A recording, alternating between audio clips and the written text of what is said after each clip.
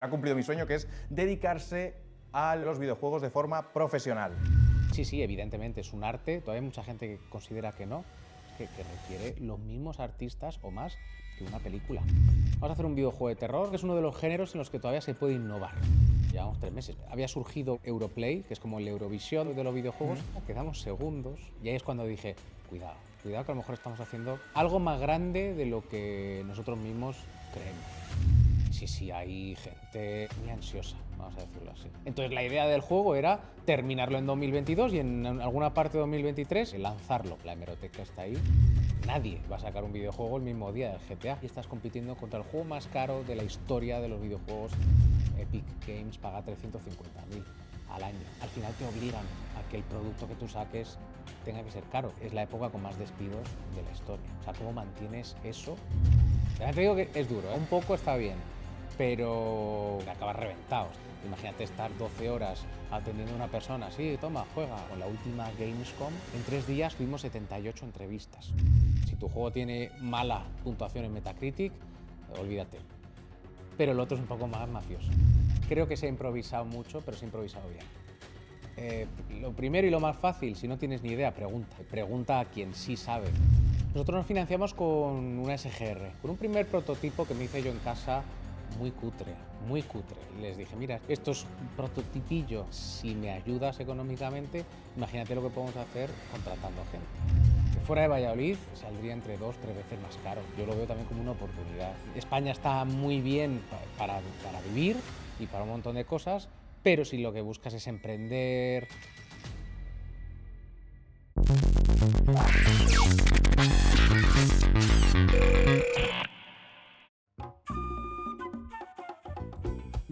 A ver, yo sobre todo ¿cuánto crees que me he gastado yo en desarrollar esto, tío? Como ves, o sea, con todo lo que ves los diseños, ves el movimiento, o sea, la captura de movimiento del tiranosaurio, o sea, ¿cuánto crees? Dime una cifra, hacia... De pronto, sin pensar, la que te venga. 7,5 euros. No, 50.000. Claro, pero es que había que contratar, pues eso, desarrolladores. De la captura de movimiento la habréis hecho con un Claro, la tiranosaurio captura de movimiento se hizo en el museo de dinosaurios. Claro, con el esqueleto. Claro. Y es el alquiler del espacio, gente moviéndolo con los bracitos, cada persona que iba moviendo, ¿entiendes? El esqueleto. Pues, ¿sabes lo que hacemos nosotros con 50.000 euros? ¿Qué podrías hacer tú con 50.000 euros? Pues ven que te lo enseño.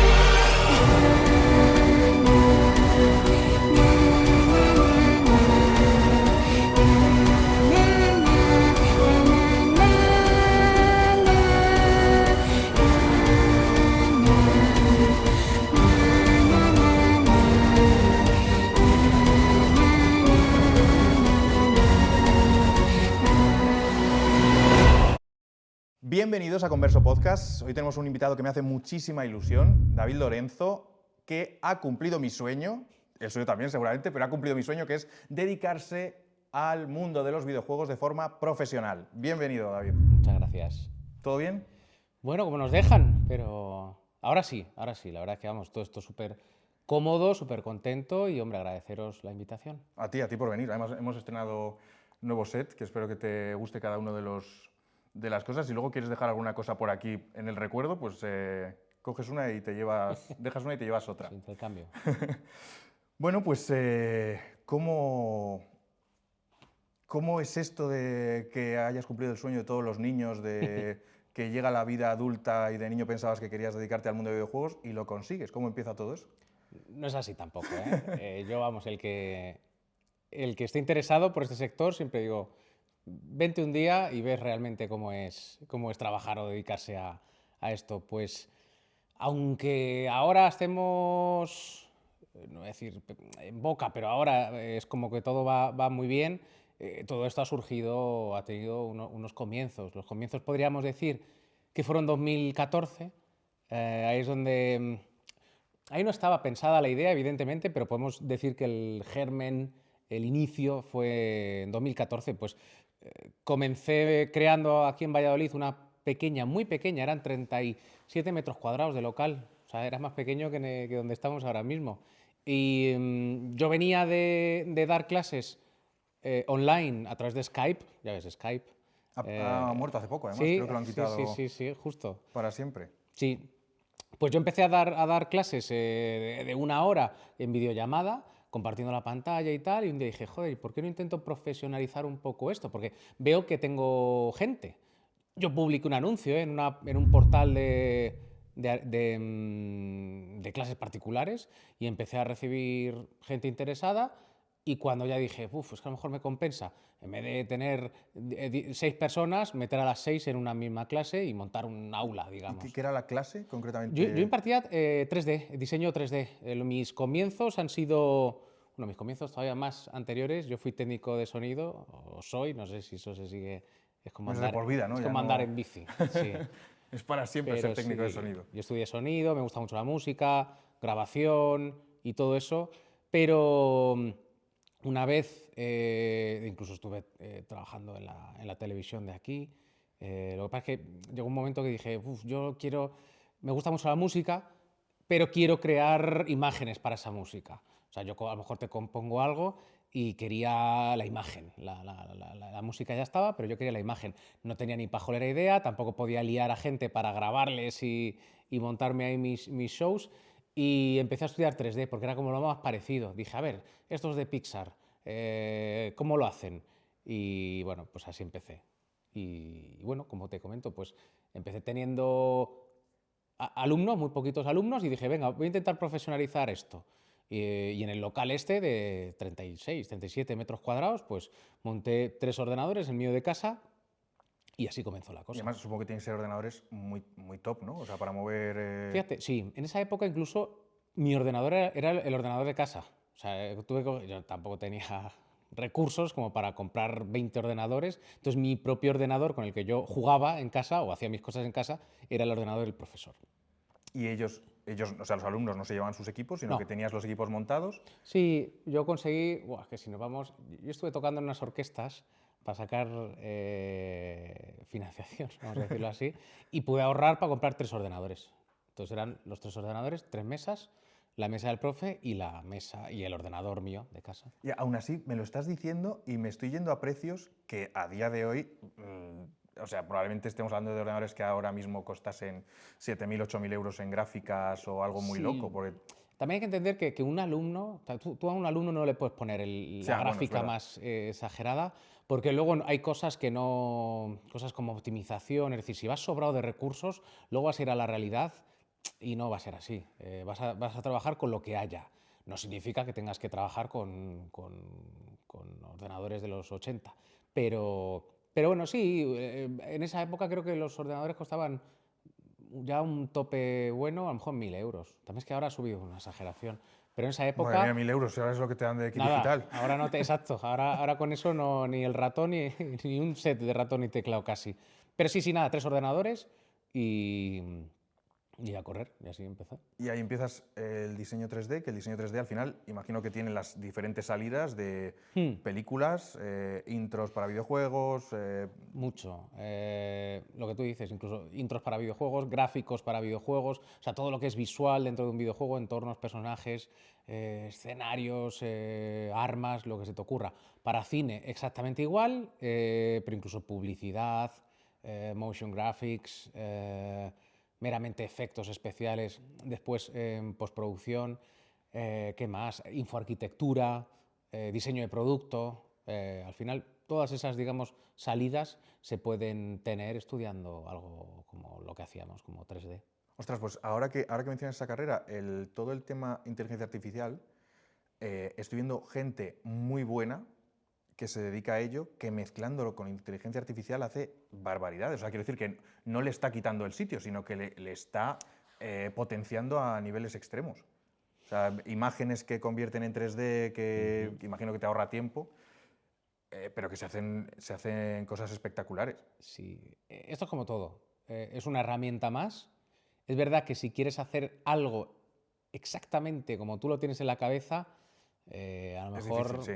la IA muchas veces la usas y dices, bueno, tengo esto en la cabeza, se lo pones, te sale lo que le da la gana y ya tu criterio. Pues mira, ¿me vale o no me vale? Si quieres algo 100% o basado incluso en un dibujo tuyo, hombre, puedes subir tú una ilustración y Sí, y pero usarla. se ve que no es Sí. un acabado profesional, ves simplemente, pues sí, que a lo mejor es la imagen fija que se mueve un poco la boca, pero ves que no es la intro de Occultist. No, Entonces no. ves ahí una diferencia grande, pero imagino que a nivel creativo, pues a lo mejor te echa un cable, a nivel Sí. agilizar tiempos te puede echar un cable y es una herramienta más, claro. Y sobre todo para cosas que a lo mejor te das cuenta que no merece la pena dedicar mucho esfuerzo para cosas que a lo mejor pasan a un segundo o tercer plano. Por ejemplo, estamos ahora comenzando otro juego, otra historia, y hay mucho objeto pequeñito que necesitamos sí o sí por la historia, pero ponerte a modelar pues mira,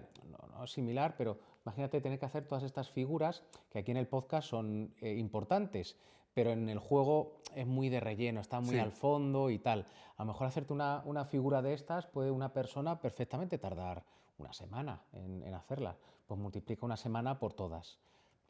Si una IA te lo hace, sí, en 10 minutos, 15 minutos, pues quieras que no, nos apoyamos en eso. Pero como digo, para cosas que están muy al margen, lo que no es un hero prop, es decir, algo muy importante dentro del videojuego, eso siempre tiene que ser hecho a mano, fotogrametría, escaneo, dobles digitales, como quieras, pero digamos siempre hay una persona, un artista detrás. Sí, sí, es que al final es arte puro, o sea, es arte.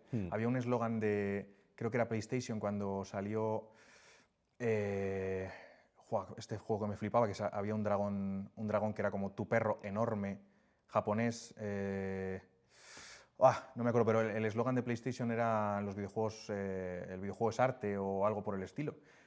Y es que es real, o sea, hay muchas cosas que te motivan, te emocionan, te hacen llorar.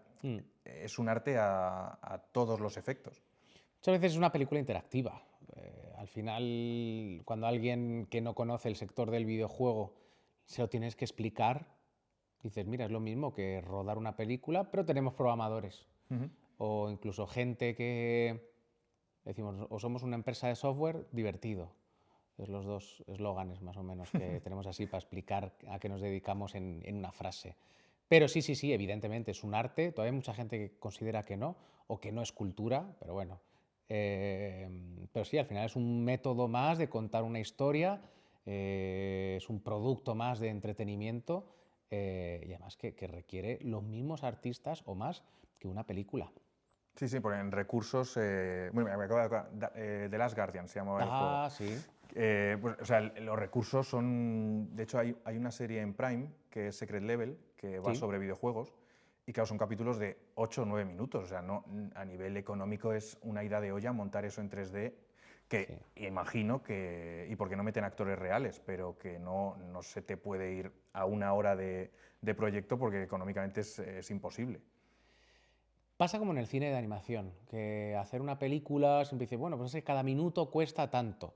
Pues en el videojuego pasa muy similar. Evidentemente no es lo mismo una zona en la que no juegues mucho o no haya mucha jugabilidad que una zona que esté llena de puzzles, de interacciones o de cosas, pero igual, aquí se requiere una de recursos demasiado altos, vamos a decirlo, para luego, mira, es que han sido 8 horas, 10 horas de juego, pero hemos estado años trabajando. Bueno, es así. Pues sobre eso te preguntaré después, sobre las horas de juego, pero por seguir un poco la cronología, estás dando clases particulares Sí. para diseño 3D, Sí. Desarrollo aún todavía no. Bueno, Nada, ese diseño. primer año no habíamos hecho, estábamos yo y David, David Astruga, que es dibujante, y impartíamos las dos formaciones, 3D e ilustración, porque hay gente que no le interesa el 3D y luego hay gente que no le interesa aprender a dibujar. Bueno, pues empezamos con dos formaciones y la verdad que fueron un éxito. Vamos, tan éxito que, fíjate lo que voy a decir, duplicamos al año que viene. En vez de tener 3 ordenadores, teníamos 6. Pero sí, digamos que se reinvirtió todo Y ahí todavía ibais por vuestra cuenta, no existía eVisual. ahí ya existía, Vale. pero bueno, el logo era un logo que había hecho yo en una tarde, era horroroso, la tipografía, todo era terrible, pero necesitaba algo ya para. Entonces yo me hice unos panfletos que me puse en la plaza de Fuente Dorada a repartir a todo el mundo que pasaba, pum, pum, pum, pum, pum, y sí, funcionó. Pero de todas formas, el cartel mítico de Visual Cursos 3D le he visto, o sea, en el edificio de mis suegros ha estado siempre, siempre ese cartel. Y me llamaba la atención mogollón porque digo, ostras, ¿sabes? Es como que, como algo como que no pinta en Valladolid, ¿sabes? ¿Cómo puede haber esto? Si esto es como de grandes urbes, ¿no? De un Madrid, Ya. un Barcelona, me comentabas antes Málaga, pero ¿por qué? Bueno, Valladolid porque es tu casa, Ujú. pero en ese punto en el que ya arrancabais con eVisual, ¿seguía siendo un buen sitio para desarrollar esto? Pues yo creo que justo porque nadie más lo hacía, creo que era buena. Evidentemente no nos podemos comparar con Madrid, pero en Madrid ya existían todas estas cosas. Entonces, aquí en Valladolid no existía nada y éramos como, era como lo novedoso, vamos, para que no era nada novedoso, pero bueno, me imagino que para la gente sí. O Era sea, el que un como... chaval o una chavala que le guste pueda Mm. ir a un sitio donde le puedan enseñar sin tener que irse todavía a una gran ciudad, que probablemente que es donde veo la gran apuesta que habéis hecho una vez que eVisual sigue adelante y dais el salto a esa parte, que ahora te pregunto, el seguir aquí. Sí, yo siempre al que esté, incluso yo muchas veces, cuando me toca hablar con un inversor o lo que sea, pongo en valor Valladolid porque montar lo mismo que montamos o lo mismo que hacemos nosotros fuera de Valladolid saldría entre 2 o 3 veces más caro en general. Costes fijos, costes variables, saldría 2 o 3 veces más caro. Entonces, yo lo veo también como una oportunidad el estar aquí. O sea, es más barato, también digo, es una ciudad, en general Castilla y León, es como un prado muy grande, pero que tienes toda la linde para conseguir cosas. En cierta parte, las cosas como son, estamos muy por detrás de Madrid, de Barcelona, de los grandes sitios, pero yo creo que justo por eso es también una oportunidad, porque si yo quiero con lo mío ir a competir en Barcelona, seguro que lo tengo más complicado. Pues sobre todo por quien nos ve, que entienda un poco la parte de desarrollo de videojuegos. Hay grandes empresas que se dedican al desarrollo de videojuegos que tienen presupuestos tanto como productoras de cine y demás, que son los que conocemos, los grandes juegos, los AAA, los FIFA, los de las sofás. Y luego está el otro tipo de desarrollo, que es lo que, en mi opinión, se llama indie, pero hay muchas ocasiones en que indie ya no es lo que se conocía como indie, que es donde, digamos, se agrupa un poco más vuestro sector, ¿no? Que es ese, podríamos competir contra ese AAA, pero no por recursos no podemos ir todavía a ese AAA. Eso, ¿cómo ocurre? O sea, que lleguéis a de repente dedicaros al mundo de los videojuegos desde este desarrollo 3D. ¿Qué pasa en ti que digas, vamos por aquí, vamos a dedicarnos, vamos a dejar esto de la escuela, o vamos, no sé, lo seguís Lo seguimos manteniendo, pero manteniendo, sí. que a su vez tengamos recursos para ambas cosas? Que a lo mejor tienes incluso equipo que ha estado estudiando contigo. Justo. Sí, además fue así. Llevábamos ya tantos años, incluso en 2018 empezamos a trabajar para otras empresas, teníamos la escuela y luego en nuestros ratos libres hacíamos aplicaciones, realidad virtual, realidad aumentada, pero siempre para otras empresas, no digamos un proyecto propio. Y fue fruto de los dos servicios o las dos actividades que hacíamos, pues que se ahorró para conseguir los fondos iniciales para empezar el estudio. ¿Por qué? Porque yo me di cuenta que, joder, que preparábamos mucha gente con unos currículums y con unos trabajos espectaculares, pero luego se iban lo más cerca, Madrid, evidentemente Barcelona, pero ya luego saliendo fuera de España, yo tengo alumnos a día de hoy por todo el mundo.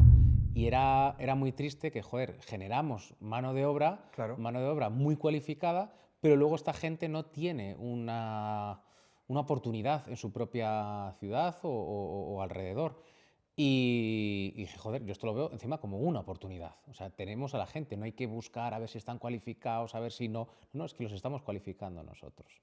Entonces, en 2021 que se consiguió esta financiación inicial, pues dijimos, venga, comenzamos el estudio de videojuegos. Vamos a desarrollar un videojuego. Y así comenzamos.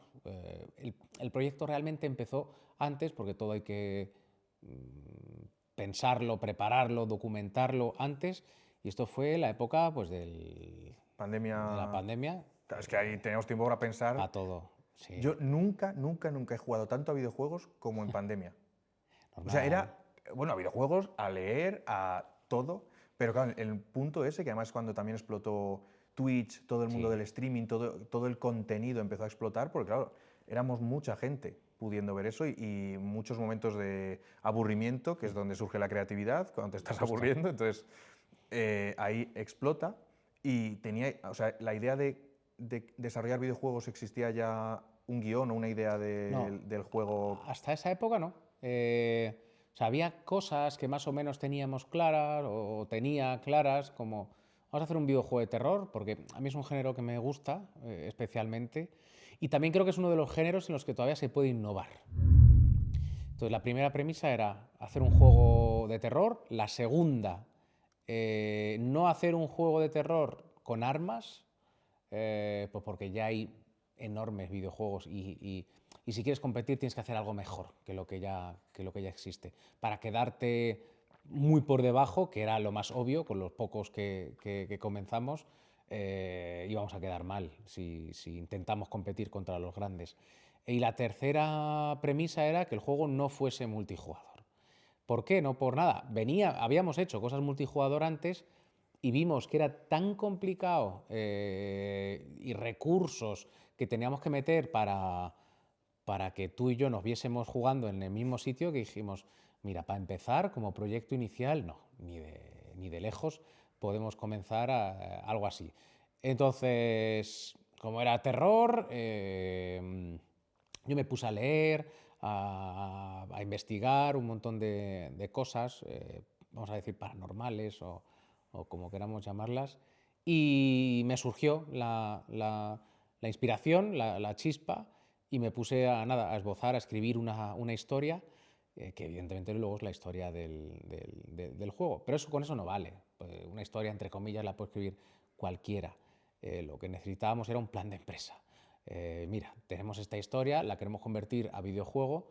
Yo creo que para poder hacer esta historia en un videojuego necesitamos 7, 8, 9, 11 personas, las que sea, con unos salarios de tal, lo que es un plan de empresa. Vamos a ver exactamente la financiación que necesitas y cuándo vas a empezar a recuperar. Claro, porque en tu mente, que es lo que te digo de haber cumplido el sueño de casi todos, es, buah, tío, he tenido una idea de un videojuego que vas a flipar. Pero claro, con eso no puedes ir a un banco o a un inversor y decir, que quiero hacer esto, vas a flipar.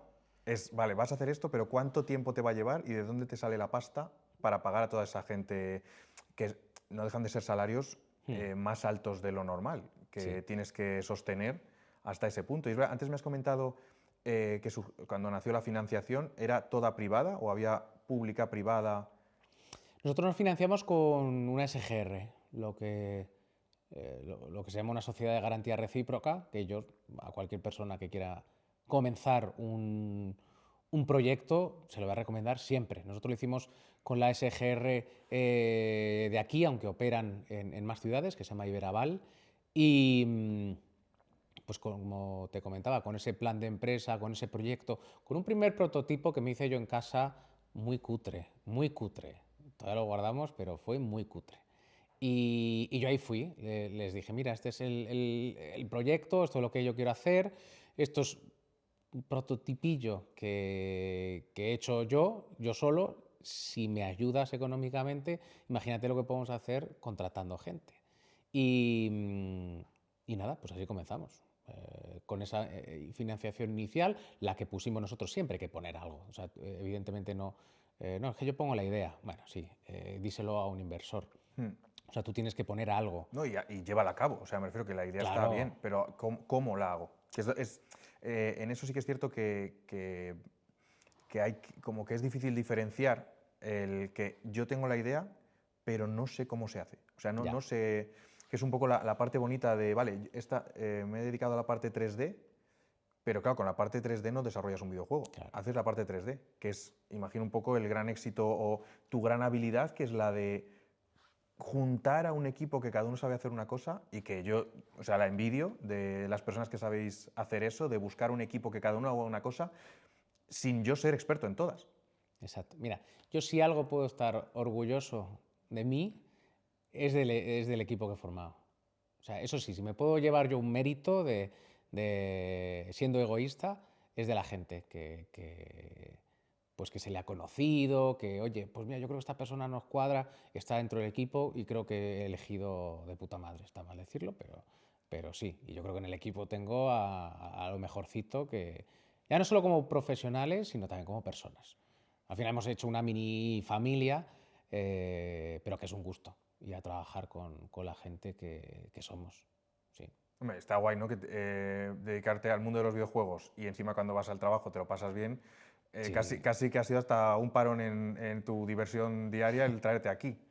Sí, también diré que no todo es diversión, jauja. Evidentemente también hay muchas tareas, mucho estrés en algunos casos. También hay que cumplir hitos, milestones, como las llamamos.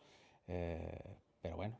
Y cuando has estado hablando antes de que trabajabais para terceros, o sea, ¿te refieres como ser, digamos, un tercero en el desarrollo de un videojuego? O sea, que os contratase, yo qué sé, Ubisoft para desarrollar una de las partes de un Assassin's Creed o algo así. Justo, pero no a ese nivel. Más Foster's Hollywood. Por ejemplo, nosotros le hicimos un juego completo, desde el principio hasta el final, a Foster's Hollywood, porque querían meter un poquito de caña en Halloween de 2018, creo que fue, 2019.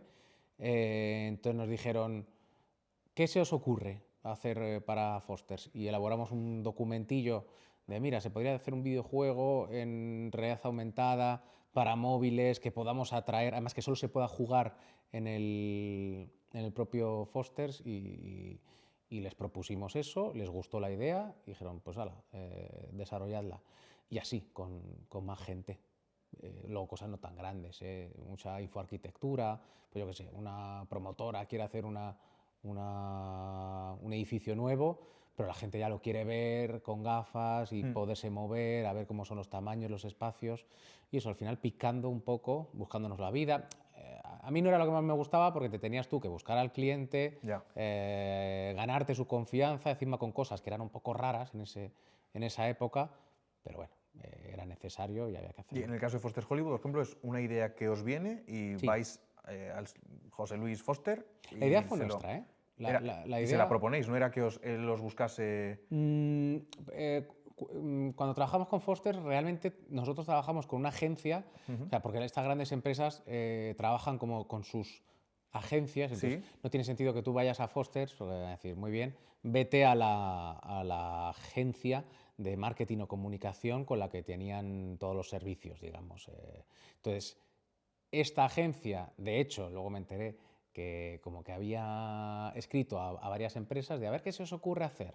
Y es verdad que todo el mundo fue, pues una campaña en ads en Facebook, o unos vídeos, unas promos en YouTube, o sea, como decirlo, más normal, lo más normal, lo que todos esperaríamos que ocurriese. Correcto, o en televisión, anuncios en televisión.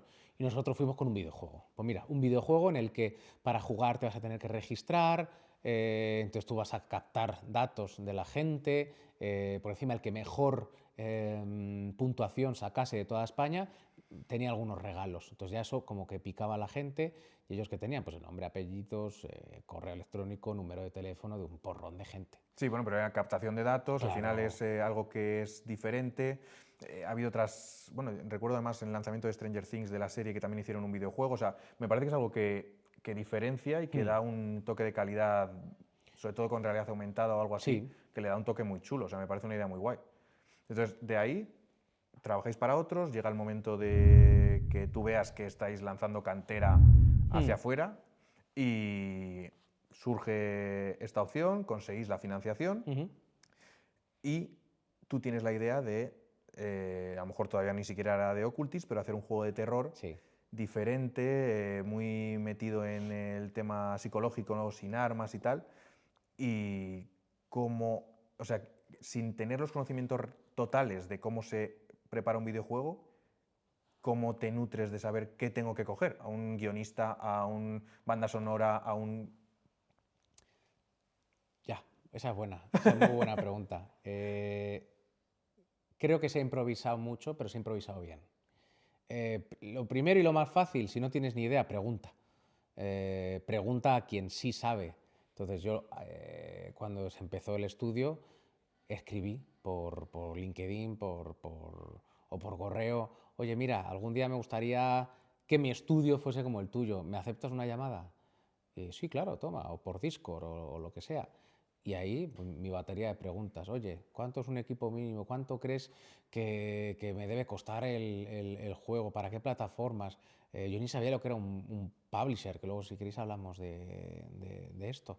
Es como el intermediario para lanzar el juego. Es como una distribuidora. Vale. Imagínate que yo soy el que escribe el libro, Hmm. pero al final que un Planeta, una editorial, pues te ponga en todas las tiendas o en nuestro caso igual tiendas o plataformas de distribución, ese es otro tipo de empresa. Eso es un publisher. Lo diferente que tenemos en nuestro sector es que el publisher también pone dinero. O sea, si le interesa el proyecto, te Pues lo genial, porque financia. luego una de las preguntas que tenía como muy marcada es decir, vale, ¿qué paso sigues hasta que el videojuego está en mi consola instalado o en mi PC? Así que esa te la hago luego. Genial, genial. Sí, porque ya te digo, en esa época solo estaba pensada la idea, el equipo inicial, que fuimos 4 personas. O sea, todo 2021 hasta 2022, casi finales, fuimos cuatro personas. Ahí reconozco que... Pero fíjate, para que veas cómo son las cosas. Empezamos mayo de 2021. En julio de 2021, mayo, junio, julio, o sea, en 3 meses, había surgido un concurso que se llamaba Europlay, que es como el Eurovisión de los videojuegos, solo para Europa. Era un concurso en el que cada país pues ponía un videojuego para representarlo. Y esto lo lleva DEF, la Asociación de Desarrolladores Españoles, y yo con con todo el papo digo, vamos a presentarnos, a ver si nos eligen. Y nos eligieron. Fuisteis el Melody Sí, tal cual, fuimos, sí, de Eurogamer. fuimos el Melody de los videojuegos, es verdad. Quedamos un poco mejor, pero... Y o sea, se podía presentar cualquiera en España Sí, y... claro, sí, sí. Todos los videojuegos, o sea, todos los estudios o videojuegos se presentaban a esta asociación. Y esta asociación elegía el que iba a representar al país. Y fuimos nosotros. Pero que llevamos 3 meses. Pero que es que había empresas pues de años. ¿Y en esos 3 meses tenéis algo que enseñar? O sea, un Sí, tráiler, era un tráiler y lo reconoceré siempre, había imágenes falseadas, que no habíamos sido capaces de desarrollarlo, porque ya ves lo que llevábamos. Pero que ahí con el Premiere habíamos conseguido poner una capa por encima y parecía que lo íbamos a hacer, pero no era. Pues me cuentas esto y me mola más. O sea, es decir, no tenía nada, pero sé que podía llegar a hacer eso, cuando llegue el momento tenerlo. Entonces, vamos a mostrar, porque ya solo el que vayas a un inversor a contarle que tienes esa idea, pero la tienes en un papel, ya me parece brutal. Pero que te presentes con un tráiler de lo que tú sabes que conseguirás, y además en un mundillo que es... O sea, es difícil, te digo, porque a lo mejor lo que estás presentando en 5 años ese gráfico está muy desfasado. Entonces, ya de por sí admiro esa parte de ir con... Oye, mira, tío, que hay que ser un poco cara dura, entre comillas, para sacar esto, Sí. para sacar esto y que nos vean, que nos miren y que confíen. Hay que ser muy cara dura, pero en todos los sectores. Lo típico, el no ya lo tienes, pero Claro. es que es verdad. Si yo no le echo, que luego hay que cumplir también, pero si, joder, si sabes que puedes llegar a esto, pero hoy no, en una semana, tío, haz un mock-up, Claro. Esto va a quedar así. Y evidentemente luego quedó así o mejor. Pero sí, sí, sí, claro, pues nos eligieron, representamos a España, quedamos segundos de Europa. ¿Quién ganó? Reino Unido. ¿Y el juego suyo existe? Pues si te digo la verdad, ni sé cuál es. No me acuerdo, ya fue hace mucho. Pero claro, ahí sí que me sorprendió. O sea, bueno, lo de España ya está bien, pero joder, en toda Europa Claro, que ya claro. había juegos que les quedaba esto para salir, había grandes grupos de inversión detrás y ahí estuvimos. Y ahí es cuando dije, cuidado, cuidado que a lo mejor estamos haciendo algo más grande de lo que nosotros mismos creemos. Pero sí, sí, con 4 tíos currando, pues es lo que conseguimos. Y ahí reconozco que fue un punto de inflexión el post-evento este, y dije, hostia, ¿y si agrandamos el alcance del proyecto? Es decir, hacemos que el juego sea más grande todavía, más zonas, o sea, ya un juego que a lo mejor, yo qué sé, el día de mañana pueda competir con un Silent Hill, un Resident Evil, siendo 4 pelados de Valladolid. Y pues sí, se replanteó la historia. O sea, la historia seguía siendo la misma, pero se amplió, las zonas del videojuego se ampliaron, se metieron más mecánicas dentro del juego. Ahí ya no teníamos financiación para hacerlo, o sea, ya esta siguiente idea era desproporcionada, era como 8,5 veces más de financiación que lo que necesitábamos. Es una barbaridad. Pero dijimos, venga, vamos a probar, ¿por qué no? Nos fuimos a un montón de eventos, estuvimos todo 2022 y 2023 con el videojuego haciendo de feriantes. Pues oye, llevamos un ordenador, un mando y el que quiera que lo pruebe, que lo juegue, una pequeña parte del juego, como 20 minutos, y que nos den su feedback. Nosotros le preguntamos, ¿te ha gustado o no te ha gustado? ¿Lo comprarías? Y ahí es donde yo creo que hemos conseguido todavía darle mejor forma. Porque cuando una persona te dice, ay, a mí no me ha gustado esto, pero si ya te lo dice 1, 2, 3, 4, hombre, ya al final estás haciendo videojuegos para esa gente, Claro. no para ti. Entonces, muchas cosas, muchísimas cosas de The Occultist han sido gracias al feedback de la gente. Muchísimas. Y, y bueno, y nos hemos movido a nivel España, pues toda España, de norte a sur. Pero luego nos hemos ido a, yo qué sé, evidentemente Portugal, que es lo más cerca, a Alemania, hemos estado ya 4 o 5 veces, Japón, Estados Unidos, en San Francisco, en Seattle, todos enseñando el juego y además con gente de diferentes culturas y espectros demográficos. Y la verdad es que es muy guay. Y en estos eventos, o sea, ¿os tenéis que costear vosotros el viaje? ¿O estáis invitados por diferentes empresas para que lo podáis ver? O sea, ¿cómo funciona ese tipo de eventos? Esa pregunta es buena. Muchos sí. El primer evento así grande, digamos, que fuimos fue Tokio. Fue la Tokyo Game Show y ese fue 100% costeado, claro, pero también por el desconocimiento, ¿eh? O sea, que yo no sabía que luego existen cosas para que te salgan más baratos algunos viajes. Entonces, la primera vez fuimos a Tokio, 4 personas, compramos un stand. Hay gente como Konami, estuvieron jugando Que a allí nuestro... es Dios. O Claro, sea, allí es lo normal, aquí es como la Renault, aquí. Pues sí, sí, sí, estuvieron jugando. Incluso nos dijeron, nos gusta más que un juego que acaban de sacar, el Silent Hill 2 Remake. Se sorprendieron un montón del presupuesto nuestro en comparación con algo suyo. Dices que nosotros nos estamos gastando 20, 30 millones de euros en desarrollar un videojuego. Nosotros somos mucho más baratos que todo eso. Pero sí, ese evento nos sirvió mucho. Lo disfrutamos nada. ¿Ves? Otra cosa que aprendimos es, ya que te vas a un evento como estos, no te limites solo a trabajar, porque es que era despertarnos al metro, del metro al evento y del evento otra vez al... porque acabas reventado, o sea, acabas, imagínate estar 12 horas atendiendo a una persona, sí, toma, juega, poniéndole el juego, poniéndole la demo, es durete, como para luego el último día cogerte un avión y volverte es que encima, yo por los que he estado, yo he estado en Barcelona Games World, he estado en Madrid, he estado en Colonia, a en Gamescom. Gamescom, y en la parte indie, que son gente que te enseña su juego, Claro, tú no te imaginas que esté el FIFA 2025, los tíos que desarrollan el juego ahí contigo enseñándote. Bueno, FIFA, no recuerdo cómo se llama ahora, pero bueno, que no están ahí contigo. Sí. Pero tú que eres el que desarrolla, el que hace, estás ahí sentado con el tío o la tía a la que se lo estás enseñando. Sí. Mira, ten cuidado con esto. O sea, eso me parece brutal. En el mundillo ese del que está arrancando, ostras, tiene que ser muy chulo. O sea, me gusta a mí imaginarte. Sí. También te digo que es duro, ¿eh? Es duro, o sea, un poco está bien, pero cuando ya son muchas horas, una y otra, acabas, fíjate, por decirte algo, en la última Gamescom, que nuestra parte fueron 3 días, nosotros teníamos el stand, pues donde enseñamos a la gente el juego, la gente lo juega y tal, y luego teníamos una salita preparada para gente que nos querían hacer entrevistas.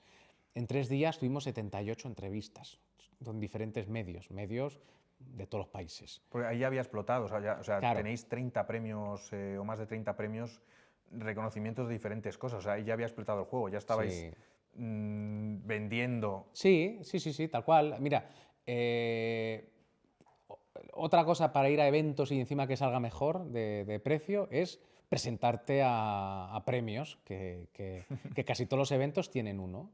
Ellos saben, ellos son muy conscientes, los organizadores de estos eventos, que es muy caro. O sea, al final tener 5 metros cuadrados, tampoco voy a decir mucho más, 5 metros cuadrados en la feria más importante de videojuegos de Europa, pues claro, sí, se lo pueden permitir, pues una Electronic Arts, un tal, pero una empresa que quiere competir contra estas empresas es muy complicado, es muy complicado. Por suerte en España tenemos lo que se llama el ICEX, que es como la oficina de exportación de empresas o de cosas que generen empresas, y ellos te ayudan a que te salga más barato. Ellos compran un espacio del evento y ellos te venden a ti una parte de ese espacio, evidentemente a un precio mucho más inferior que lo que te puedes, que si vas tú directamente a comprar ese espacio. Y siempre hemos ido con ICEX a este tipo de eventos, siempre. Pero si además el evento tiene, yo qué sé, los premios indies y el premio es 2 entradas y un puesto, pues lo hemos echado. Hemos echado todos los premios y por suerte a todos nos han dado un stand o nos han dado, sí, entradas, stand, el premio, evidentemente. O sea, ¿el premio siempre es dinero o es una ayuda en el No, desarrollo? nunca es ¿El dinero. reconocimiento? El reconocimiento. El reconocimiento está bien porque al final ves el jurado y dices, joder, es que tienes a un tío de Microsoft, es que tienes a un tío de Sony, tienes un tío de... O sea, siempre para estos eventos, o sea, para estos premios, el jurado suele ser gente muy top.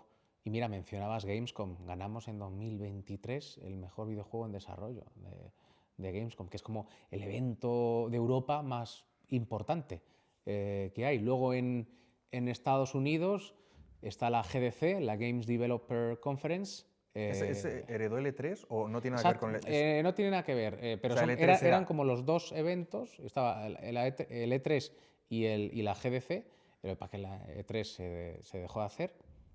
Y ¿Por quedado qué crees que se pudo dejar de hacer? ¿No merecía la pena? el precio. ¿Qué va a pasar? Casi... El problema es que cuando tú montas algo y funciona muy bien, dices, bueno, pues para el año que viene pido más. Y al año que viene pido más. Y también hay un tope. O sea, yo no, esa época no la he vivido, ¿eh? O sea, no la he vivido dentro de la industria. Pero me han contado precios de tener un suelo que casi te compras una... Bueno, no, casi no. Te compras una casa o dos aquí en Valladolid. Bueno, solo sobre por un todo fin de semana. para ubicar un poco a quien nos ve, el E3 era como no los Oscars, sino como el sitio donde se presentaban antaño, hace, no sé, 5 años, 5 años, sí. todos los videojuegos del mundo, Sí. todas las compañías se esperaban al E3 para sus lanzamientos, que ahora, pues como usuario ya no me mola tanto porque todas las compañías ahora tienen su eventito Sí. y se presenta online y demás, pero era como donde todo el mundo, era el centro de atención Los Ángeles, donde se presentaban los videojuegos. Eso en Estados Unidos, en Europa era Gamescom. Correcto. Que era un poco lo mismo, o sea, si no lo presentabas en el E3, lo presentabas en Gamescom, y en bueno, en la Comic Con también hay algunos que presentan y tal, y Tokio imagino que será... En Tokio En Tokio hay dos eventos, o sea, en Asia, perdón, hay dos eventos. Está la Tokyo Game Show, que es en Tokio, y la China Joy, que ese nunca hemos ido, que es en Shanghái. Pues por favor, que llegue la invitación no más tardar de esta semana, Nos cuando se hemos- estrene esto, porque si no habéis ido será la que os falta, habéis estado en todas. De hecho, nos hemos presentado a los premios a ver si cuela. A ver si cuela, ¿no? A esa sí que queremos ir, porque estamos empezando a tener contacto con empresas chinas y siempre valoran mucho que hagas la visita, te enseñan las oficinas y no es nada caro. Vamos, es muchísimo más barato ir a China que ir a San Francisco. Bueno, muchísimo, muchísimo. Entonces, sí, seguramente este año sea una parada a hacer. Guay, porque es la que os falta y el resto ya habéis Sí. pisado todas. Habéis ido acumulando premios ¿Correcto? y hay una parte en lo que te comentaba antes de cómo, o sea, qué pasos hay que seguir, que es ni siquiera tener el juego desarrollado. Y una pregunta que te quería hacer, y te invito a que estés obligado a contestarme. ¿Se ha dado el caso cuando empezaste de tener que buscar en Google cómo hago un videojuego? Ah, no. Eso justo no. Pero por lo que te digo, cuando yo he tenido alguna duda, pero dudas hasta el punto de, tengo que hacer esta factura a ¿esto va con IVA o va sin IVA? Claro, no en España, pero donde toca hacer un contrato de publishing o lo que sea, claro, y hay cosas que se te escapan. Pero bueno, siempre conoces a alguien que ya se ha pegado por eso. Y por suerte, pues por lo general, es contactar con estas personas, preguntar y te responden. Y yo lo hago también. O sea, ahora yo qué sé, me escribe alguien o me dice, oye David, tengo algunas dudas, voy a empezar quiero montar un estudio de videojuegos y quiero hacerte unas preguntas. ¿Puedo? Hombre, claro. Porque a mí, a mí el sector me ayudó en su momento. Entonces yo también me veo en una obligación, lo hago con todo el cariño. Pero de devolver ese favor. Claro, al final todos en algún momento han pasado por ese punto y te ayudaron a ti, lógicamente te ves en esa misma situación. Claro. Entonces, visitáis los eventos, vendéis un poco el videojuego.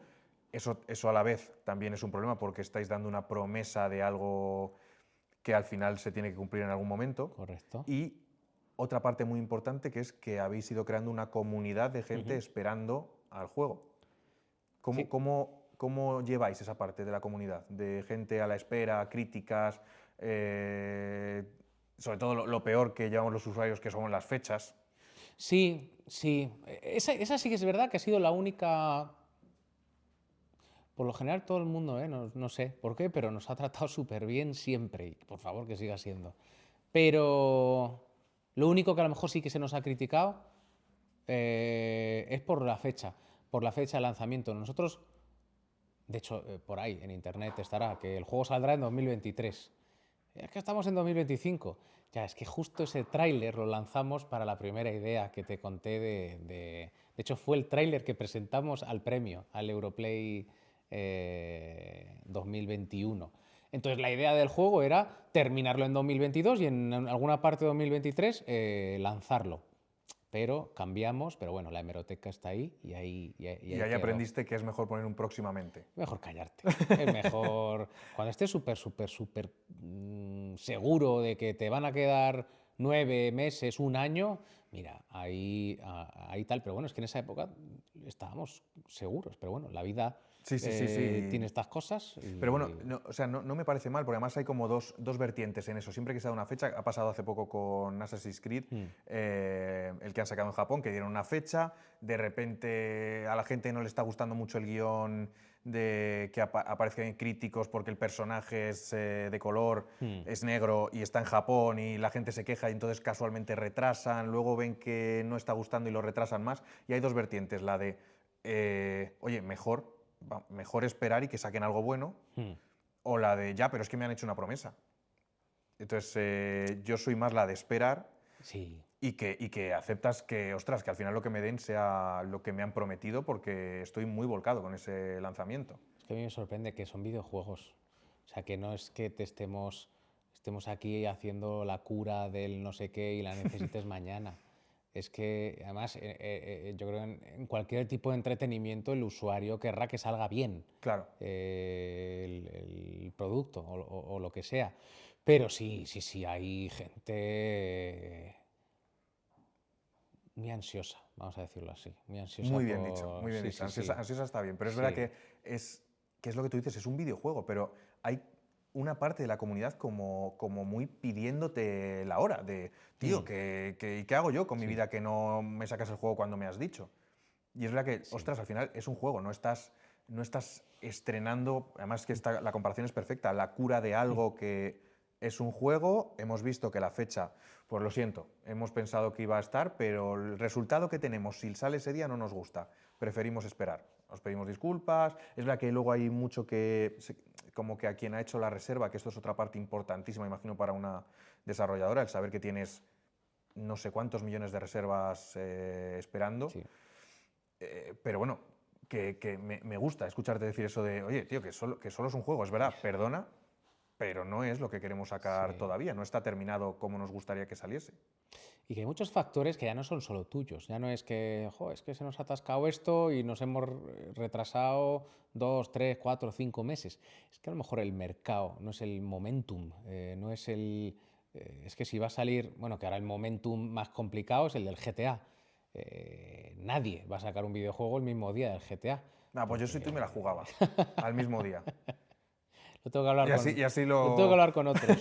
Pero es verdad que si te paras a pensarlo, o sea, ahí estás compitiendo contra el juego más caro de la historia de los videojuegos en desarrollarlo, que van a contar con un presupuesto de marketing astronómico. Y ya no solo por eso, sino porque mucho medio de comunicación va a hacer marketing gratis. Que yo me imagino los titulares de los 10 detalles alucinantes del GTA 6, los 20 sitios que tienes que visitar en el GTA 6, y vas tú, oye, ¿me publicas esta noticia? A ver, que estamos todos con el GTA porque es lo que más clics da, y esto a nivel de prensa, a nivel de vídeos, de YouTube o de donde sea. Entonces, ahí hay una ventana de lanzamiento que hay que evitar. Sí, sí, sí, total. Además, o sea, tú que estás en el mundillo, algo como eso, o sea, un lanzamiento como ese y el juego que... Es que justo lo miré el otro día, que estaba jugando con mi hermano al 5 y el lanzamiento del 5 era creo que 2014 o algo, o 2013, 2014, que es una barbaridad. Bueno, no hablamos de World of Warcraft, que ha hecho los 20 años, pero algo así, ¿cuánto equipo te haría falta? O sea, tú dices, vale, no, yo no puedo hacer eso. O me harían falta 10.000 personas trabajando 5 años. Para hacer un GTA, ¿sabes qué pasa? Que a medida que pasan los años y la tecnología avanza, porque esto está avanzando a unos niveles brutales, todo es más barato. Hacer un GTA V, no voy a decir que me costase 1 millón, porque no, pero mejor entre 50 a 100 pues, millones.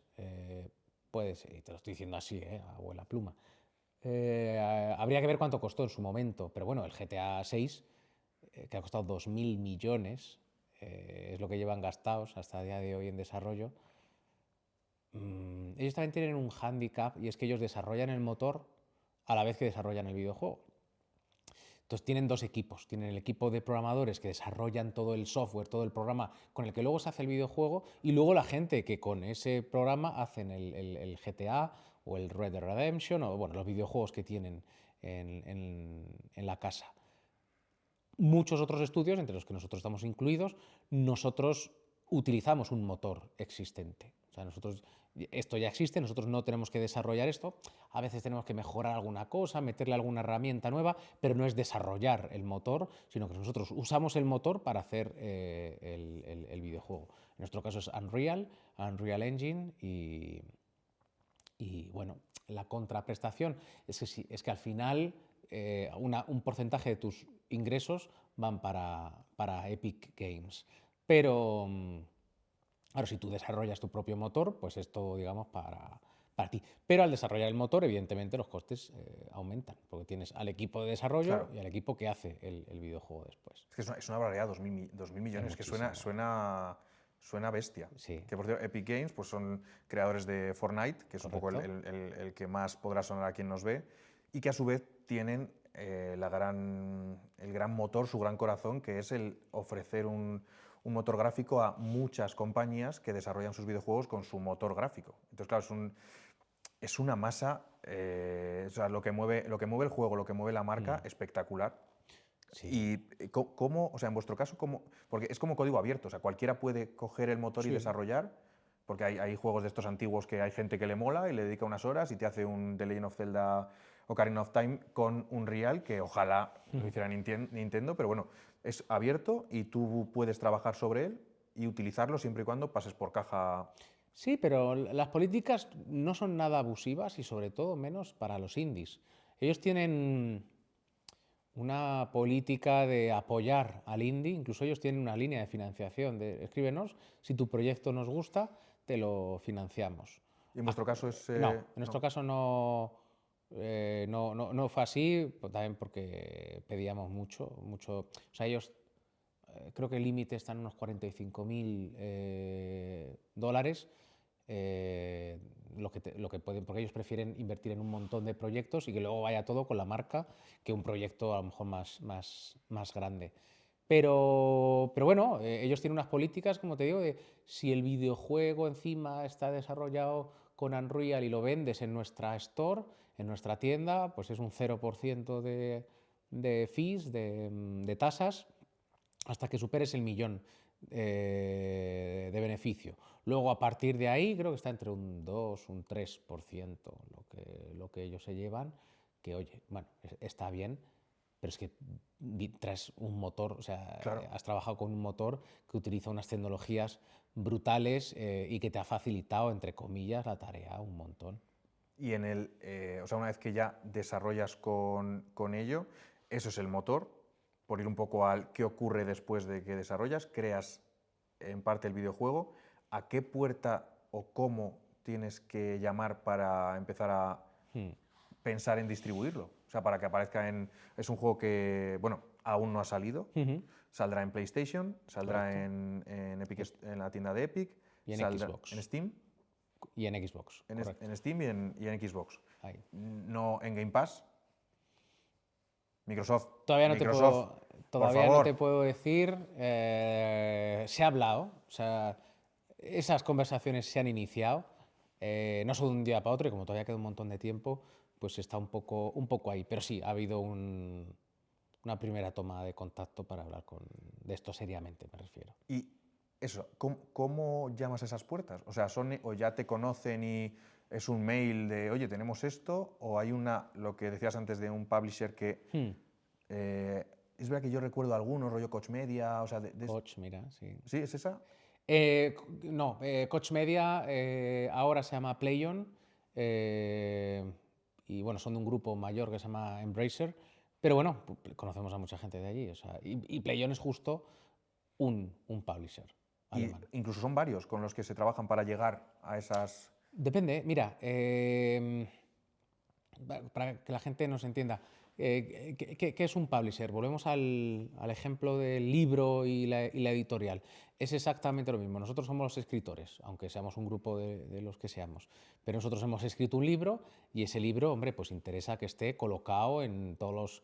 en físico, pues que esté en todas las tiendas de informática, periféricos, etcétera, pero también que en lo digital pues se pueda comprar en PlayStation, en Xbox o en PC. Hay otro tipo de empresa que es el publisher, que es la editorial, es el que coge tu producto y se encarga, digamos, de distribuirlo, incluso contactar con influencers pues, para que lo jueguen o dar keys a... O sea, ¿qué hace realmente un publisher? Marketing, PR, relaciones públicas, es decir, buscarte a un medio de comunicación o venderle incluso la exclusiva, o sea, la exclusiva del lanzamiento, de la existencia de The Occultist se vendió en exclusiva a IGN, a un medio, o al medio, digamos, más grande de internacional, no el de España, ¿no? No, el internacional. Y eso fue un boom. O sea, en vez de a lo mejor hacer un mail masivo a todos los medios de comunicación, se habló con IGN y se dijo, oye, te proponemos esta exclusiva que tú vas a tener en exclusiva los derechos de lanzar el tráiler, lo que es la noticia del juego, etcétera, y lo publicaron. Saigen es el medio más conocido a nivel mundial de distribución, o sea, de noticias sobre videojuegos, sobre series, sobre películas. Es verdad que la versión española es más pequeñita, Sí, pero a claro. nivel mundial es la más conocida, es donde se retransmitían todo, o sea, Claro. es el gran medio. Sí, Es sí, sí. un orgullo de la leche, es el Sí, sí, sitio... fue brutal. O sea, nosotros no tenemos el contacto de IGN mundial o sea, podríamos tener el de España, pero no es lo mismo.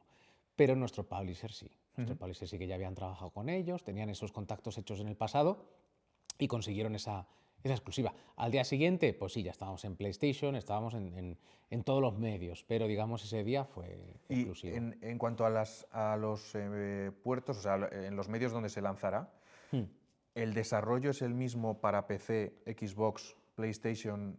¿Es el mismo? Sí. Y implanteable Nintendo Switch o Nintendo Switch 2. Ese es el desarrollo que todo el mundo como de, ostras, es que esto no es hacer la versión móvil, es una No. locura.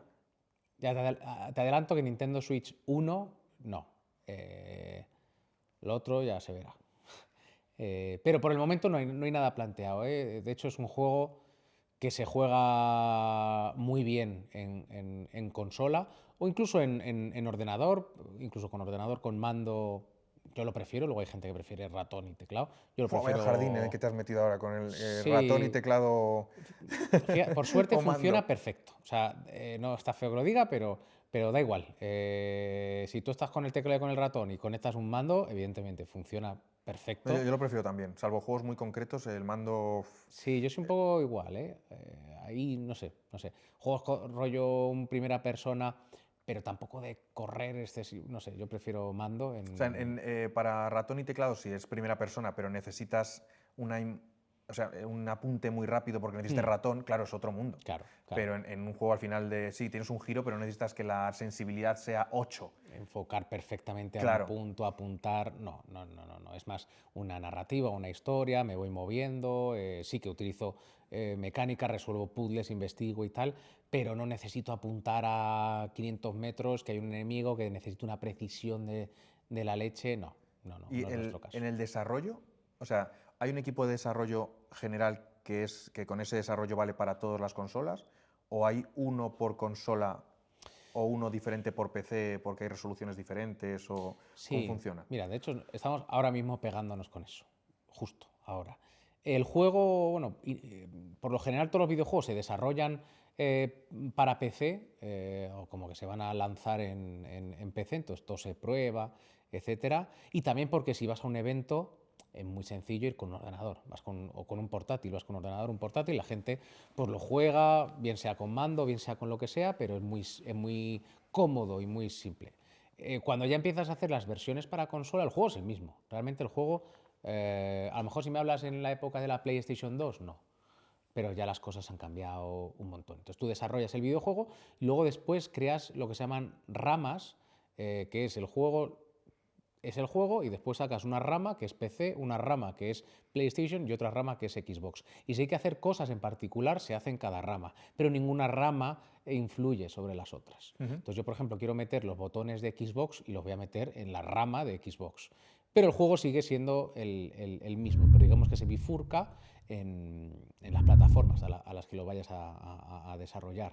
O a lo mejor algunas cosas como en esta consola vamos hasta aquí de RAM, porque tiene menos RAM esta consola que esta. Pues a lo mejor hay que recortar, pero recortamos en esa, no recortamos en el general, porque si no nos lo cargamos para todas las plataformas. Y sí, estamos justamente ahora en eso, midiendo muy bien el consumo de gráfica, consumo de RAM, para que la experiencia sea fluida y no haya ¿Tenéis tirones. como o sea, os da la marca, os da Sí. un equipo, o sea, las de desarrollo que se llaman, que Un son kit, como diferentes, un kit de desarrollo. donde Sí, lo sí. pruebas, ¿no? De hecho, somos la única empresa en Castilla y León que tenemos los kits de PlayStation y Xbox, Series X. Porque el PC al final es una marca la que os lo da, o es tú tienes tu PC y lo mueves. Sí, ahí, bueno, en la oficina tenemos varios ordenadores, pero claro, tú trabajas o todos trabajamos en un PC con unas especificaciones, pero claro, luego tienes que ver que esto funcione en el juego Claro. de este, en el ordenador de este, de este, de este y de este. Entonces luego tenemos también equipos más inferiores, pues con gráficas peores, donde también se prueba para ver que... Luego, es que esto es un mundo, ¿eh? Pero tú puede que en una 3080 funcione todo perfecto y luego te vas a una 4070 o una 4080 que es mejor y a lo mejor va peor. Sí, Y que dices, el "Joder". FPS, los FPS no llegan a ese tal. Fua, es que Pero es que puede ser por cualquier cosa. No te creas que por tener el mejor equipo, desarrollando videojuegos al menos, por tener mejor gráfica te va a ir mejor. Se supone. Debería ser así, pero no necesariamente. O luego cosas, yo qué sé, que a lo mejor en una peor hay cosas mejores, hay cosas que se ven mejor. No sé, es que esto es un mundo. Pero sí que tenemos que tener diferentes tipos de ordenadores. Pues uno con una gráfica de la serie 1000, otro de la gráfica de la serie 2000, 3000, 4000. Incluso el año pasado contratamos a una empresa de Reino Unido, porque no hay en España empresas que se dediquen a esto, a testear. a testear videojuegos. Ostras, pues mira que me sale a mí un anuncio cada 2x3 de ¿quieres dedicarte a testear videojuegos? O sea, me sale anuncio constantemente en ¿Así? YouTube, en Google, que espero que será de una empresa de terceros o algo por el estilo, pero ostras, que me llama la atención que no haya una Sobre empresa. todo que esté profesionalizado. O sea, sí que es verdad que hay mucho de testeo, pues yo qué sé, como cuando un videojuego lanza una beta abierta y tú lo juegas en tu casa, pero digamos, no está profesionalizado oye, tienes que elaborar este informe, o a lo mejor tienes que jugar al juego 30 veces, y una y otra y otra y otra y otra. Sí, que no es solo probar el juego, es No, no es que hagas después exacto. un informe que a ti te sirva, lógicamente. Exacto. Y que pongas que se vea cuántos frames se te mueve en ciertas zonas, si colapsa el juego, o sea, es un nivel. Grabar la pantalla, es a otro nivel. A otro nivel que para la gente que dice, "Buah, qué bien que ya no mola tanto". Claro. Ya cuando tienes que pasarte la misma cinemática, la misma parte de un videojuego 8, 9, 10 veces al día, ya empieza a ser pesado. Pero sí, tuvimos que contratar a una empresa porque también nosotros estamos ya muy sesgados. O sea, siempre sabemos lo que hay que hacer, entonces ya somos las peores personas para probar nuestro propio Claro. videojuego. Entonces necesitamos gente, incluso a veces llamamos a gente de, oye, ¿quién quiere probar el videojuego para que nos dé feedback y tal? Y sí, a veces tenemos jornadas porque vienen grupos de 4 o 6 personas, grupos muy controlados, pues para, oye, estar con ellos también, escuchando, viendo el feedback, viendo cómo lo juegan, pues cada uno lo jugamos de una manera. Y No, o a lo mejor un puzzle que tú ves que es muy sencillo. sí, O sea, sí. esa parte me parece bonita, ¿sabes? La de decir, hemos hecho un puzzle que tienes, yo qué sé, que tienes que mover un libro para encontrar una llave, que la llave metes aquí. Y tú ver cómo a lo mejor hay 10 personas que dices, ostras, pues no lo hemos hecho tan fácil, o no hemos dado pistas para encontrar la llave. Es que lo del guión me parece brutal. Pero mira, te voy a poner un caso que pasa en The Occultist bueno, nos quedamos helados. Hay una parte en la que es al principio, o sea, esto el que lo haya jugado se lo sabe, que tienes que abrir una puerta que está cerrada y lo único que tienes es una radiografía. Bueno, pues aquí coges la radiografía, haces así y abres. Esto fuera de España no se entiende. Algo que Claro. aquí está muy interiorizado, bueno, en Estados Unidos nadie. Y claro, luego te ven y claro, les tienes que ayudar, ¿no? Es que es con la radiografía. Typical Spanish, lo de abrir. Claro, pero luego te paras a pensar y claro, una radiografía en Estados Unidos es muy cara. Porque al ser todo el sistema médico, Claro. hacerte que aquí te las hacen casi en las fotocopiadoras, pues y tienes en casa 50 de los dientes, de la espalda, del esguince, pero en Estados Unidos no. En Estados Unidos cada una te cuesta una Ostras, ¿y pasta. cómo fue?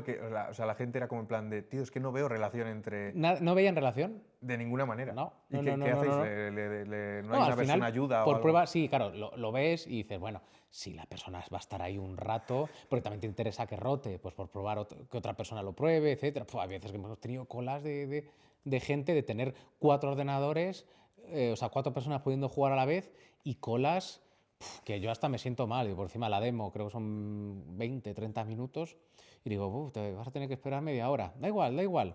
No, pero yo creo que en esos eventos la gente está muy acostumbrada Sí, porque sí, sabes sí, que sí. hay colas enormes Sí. de personas que además sabes que vas a dedicarle 5 minutos, pero a eso has ido. Sí. Que te has fundido la jornada entera en probar 4 juegos, pero bueno, Tal cual. en tu caso no vas a llevar 200 ordenadores para ello. Y en la parte esta de testeo y demás, a nivel nacional, un testeo profesional no lo hay. No. Y un tema que has comentado antes, que era el de la empresa que se encarga de publicar, contacta con diferentes influencers, que es un mercado como que ya está muy explotado, el del influencer, ya no es tan, su opinión ya no es tan válida porque sabe que hay detrás alguien que lógicamente le está invitando un poco a que diga que es un gran juego. Pero y con los medios de comunicación pasa igual, ¿eh? Mira, también incluso hay un tipo de empresa o de profesionales, estos suelen ir más por libre, que ellos te cobran, son profesionales, ¿eh? Son profesionales a lo mejor que llevan, yo qué sé, 10 años en el sector del videojuego, conocen bien el sector y ellos te prevén la nota que vas a tener en Metacritic. Ya te digo, es un tipo de gente que tú les mandas, o sea, les pagas, encima es caro esto, ¿eh? Pero les pagas, juegan a tu juego y te dan igual un informe. Pero no es al punto de encontrarte errores, es de te voy a opinar el juego. Y yo creo que esto cuando lo lancéis, Metacritic es como la puntuación, donde todo el mundo va a mirar las puntuaciones de los videojuegos. Pues dicen, yo creo que este juego va a tener un 8 en Metacritic. Entonces y eso sí que es muy relevante, porque si tu juego tiene mala puntuación en Metacritic, olvídate. Que eso es un poco la historia que pasa con ciertos, ¿cómo se llama el fenómeno este de no sé qué bombing? El review bombing, sí. Que la gente va a hacer daño Es y que luego va hay empresas que se dedican a eso. a eso, ¿no? Luego hay empresas a o me pagas esto o... ¿En serio? Pero rollo amenaza de... Sí, sí, sí, hay casos, se puede ver en internet. Sí, sí, sí, sí, por desgracia sí.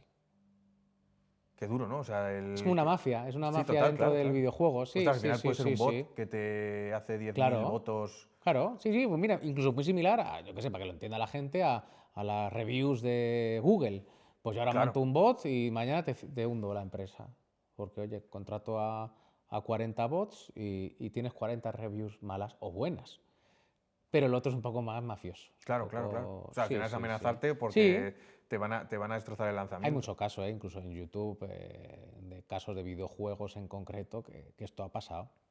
Y en la parte de, insisto en esto, del influencer y tal, en tu opinión, ¿ves que es evidentemente hay que dar a conocer el juego, pero midiendo mucho, o sea, tú con la empresa que se encarga de publicarlo puedes llegar a mediar eso de, no quiero que, o sea, quiero que llegue a los influencers, pero no a todos los influencers y que los influencers no sean absolutamente comprados, que el aspecto no sea el de, es el mejor juego, es pues bueno, el rollo que conoces de YouTube. Sí, mira, por suerte, youtubers nacionales nos han escrito un montón, pero gente además y conocida, sin pedir nada, oye, es que de verdad me apetece jugar a este juego y subirlo a mis redes. O sea, no quiero dinero, no busco dinero, y hay gente que no están empezando, y eso súper, súper contentos. Hemos recibido hasta el caso de, hay un youtuber que se llama Caseo, que es como el youtuber americano más grande de jugador de videojuegos. Entonces, ahí hay un punto que ya no es todo dinero. Evidentemente habrá juegos pues, que al youtuber no le apetece jugar. O sea, Claro. yo porque si quieres que juegue a esto, pues págame. Pero a lo mejor les interesa O por sea, su cuenta. al final también es una forma de que seas el único en Twitch que está lanzándolo y que te vean solo a ti porque eres el único que lo tiene. Y otra Ostras, cosa, ahora estoy pensando el tío ese cuando llegue el momento de la radiografía. ya, ¿qué va a hacer? ¿Qué va a hacer? Pero que lo juegue un influencer, un youtuber, tampoco se traduce en ventas. Claro, claro. Eh, En viewers para él, pero sí, no en pero que lo vayan a no comprar. te lo van a... Exacto, exacto. Hay mucha gente que, ¿para qué voy a comprar el juego? Lo voy a ver. Lo veo y ya está, me va más barato, evidentemente. Entonces también hay que tener un poco... Depende del videojuego, Videojuegos que son más cooperativos, Eso sí, tú lo ves con un youtuber y dices, jo, mira qué bien se lo está pasando con este, con este y con este. Pues voy a coger a mis colegas, a este, y nos lo compramos los tres Claro, es que es verdad que el fenómeno es como difícil de explicar para alguien que no esté en el mundillo y que de hecho yo era bastante reacio al principio de, yo qué sé, veía a mi hermano, veía a alguien que estaba viendo a alguien jugar y, claro, o sea, estás viendo jugar a otro. Hmm, Es verdad que mola más jugar uno mismo, pero sí. a mí, por ejemplo, los de miedo me gustan mucho si es psicológico, pero no si es psicológico de sustos. Ya, ya. O sea, había un juego que se llamaba Fear, Sí. que iba trabajando eso, pero de repente te aparecía una cara. Y encima, como ya había avanzado mucho, me lo tenía que pasar. Pero es que ese es el fácil. El de, El claro, gratuito, es que ese es el gratuito. el que, claro, si me asustas, igual que en el cine cuando hay un grito. Ostras, claro que es fácil si me subes el volumen al máximo.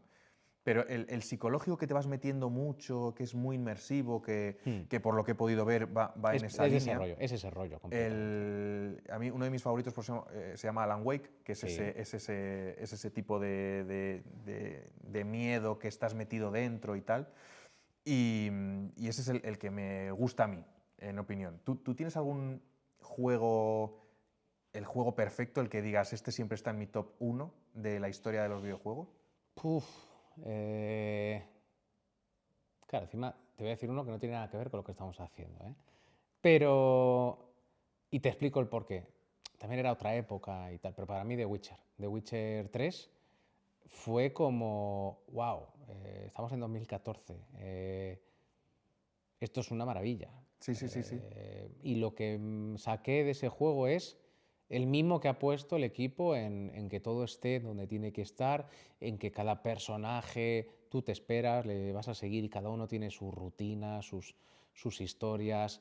Luego las misiones, la historia está genial, está perfecta para mí. Creo que me lo he pasado ya 4 veces. La última ha sido hace poco y reconozco que me ha costado, porque ya las conversaciones son Claro. muy largas, muy largas, y esto está cambiando. Tú ves una película de hace 20 años, ves una serie de Netflix que ha salido ayer y ves que los montajes son diferentes. El montaje es muy rápido, Sí, es sí, sí, pa, plano, es como concéntrate porque si no los espacios en blanco o en silencio te evades y ya estás con la atención en otra Pero historia. además, o sea, yo las diferencio un poco porque si estoy viendo algo y me apetece coger el móvil, es que Malo. la serie o la peli Mal. me estoy aburriendo. Si estoy muy centrado... Si puedes en hacer lo las dos cosas, mal. Exacto, exacto. Sí, Pero juego, es que sí. además ha sido a decir pues un juegazo. Yo me lo he jugado, me lo jugué en su momento en Xbox, después cogí la versión de Switch porque me molaba, pues eso, en modo portátil, y lo he rejugado ahora cuando han hecho como el remasterizado Sí. para consolas, que se ve brutal. Espectacular. Pero ese es un grande, un triple A espectacular, Sí. y además un poco en la línea de lo que habéis hecho vosotros. Este está basado en una saga de libros y he leído por algún sitio que como que vuestra historia estaba un poco pensada o que ya había algo de por medio para algo relacionado con el cine. Sí. O sea, la historia de Occulti realmente está influenciada por una persona real. O sea, yo conocí a un tipo, a un señor, que tiene una facultad especial, vamos a decirlo así, y es que puede hablar con gente que ha fallecido. Estas cosas hay que cogerlas también un poco con pinzas, pero eso fue lo inicial de él está hablando contigo y de repente dice, pues mira, como si yo ahora estoy hablando contigo, joder, pues está la mujer está aquí al lado que no para de sonreírte. Y a lo mejor dices, ostras, qué movida. Y se llama fulanita de tal. ¿Es Tiene alguien de rizos. España? Sí, es español. Y este tipo me inspiró. Dije, joder, una persona cuya facultad o cuyo lo bueno y lo malo que tiene en su vida es que ve a la gente que se ha quedado aquí. Y, y luego él suele ir a sitios donde pasan cosas raras y suele ir con un péndulo. Y el péndulo, hasta donde yo puedo saber, es un objeto que utilizan como los videntes que tienen una bola de Sí. cristal. La bola de cristal no es que mires y veas nada, ni a través, ni dentro, ni nada. Pero es como, es un objeto que ellos tienen que tener en la mano para tener, pues como mucha gente que habla y a lo mejor se pone así para estar más seguro, pues es lo mismo tener un objeto, tener un péndulo, lo que sea, como para canalizar y focalizar y amplificar sus poderes. Sí. Bueno, pues dije, mira, lo tengo, un tío que ve fantasmas y va con un péndulo. ¿Existe algo así? No, pues pa'lante. Tenemos juego. Sí, tal cual, tal cual. Y como te decía al principio, esto al principio se escribe, es una historia, realmente es como bueno, como un libro. Tú escribes incluso, aunque no sean finales, pero unos diálogos entre personajes. Luego haces los desgloses de los personajes, este tiene estas inquietudes, este tiene esta edad, este tiene estos miedos, este tiene estas fortalezas. Y claro, todo eso es una documentación que puede servir perfectamente para hacer una película, para hacer o un videojuego o hacer lo que tú quieras. Entonces sí, en 2023 igual estuvimos hablando con una productora de cine de Madrid que dijo, joder, nunca hemos intentado hacer una adaptación de un videojuego a cine. El problema es que el guión es muy caro. Pero bueno, estamos trabajando en ello. O sea, sí que o sea, está comenzando lo que se llama el tratamiento, la preproducción, es decir, toda la documentación inicial para empezar una peli, pero la idea es lanzarlo entre un año y medio después Que además del es juego. un tema que siempre suele traer cola, las adaptaciones de videojuegos a cine, Sí, porque o sea, joyas hay pocas y bodrios hay miles de adaptaciones. La saga, por sí, ejemplo, de Witcher, sí. pues son opiniones. A mí me gustaba las primeras temporadas, luego ya me he desconectado un Ya. poco, luego hay bodriazos tipo... Siempre es mi opinión. Assassin's Creed, Ya. que también tienen los derechos para Netflix de hacer la serie. O sea, hay algunas que muy bien, y de hecho hay algunas que la gente no sabe que está basada en un videojuego, que ha ocurrido al revés, que ha salido Ah, y no saben que viene de un videojuego. También hay una serie de Halo. sí. Es una responsabilidad que no te estoy metiendo presión para cuando llegue el momento, pero es una responsabilidad grande. Siempre decimos que ahí tienen que trabajar los equipos creativos a la vez. O sea, no puede ser, también lo hemos visto, mira, los videojuegos de Resident Evil y las películas.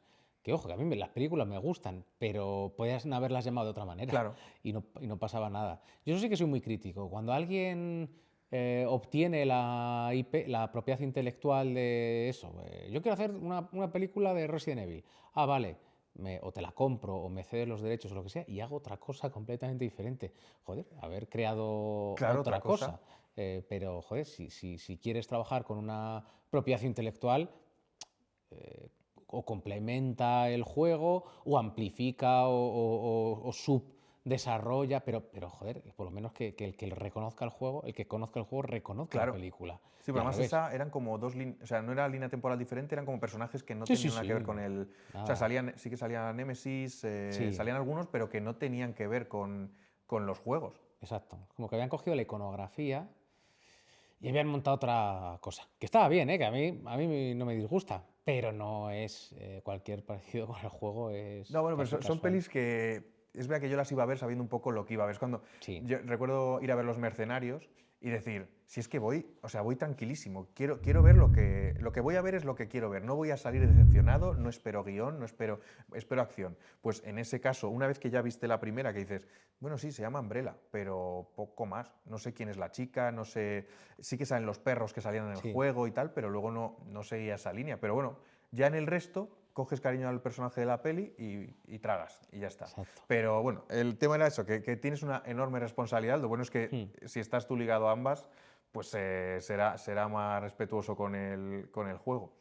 Yendo al juego, ¿te atreves a un tiempo, a una fecha? ¿Cuándo vamos a poder Sí, pues mira, sí, disfrutarlo? sí, sí, sí, sí, mira, estaba anunciado a finales de este año.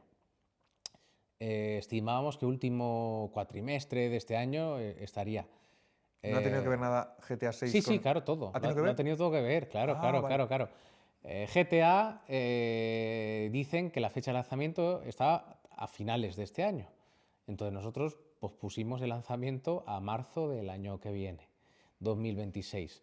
Lo que te digo, ya no son cosas nuestras, ya es intentar... No estar en el momento de la claro, explosión. esquivar el vendaval.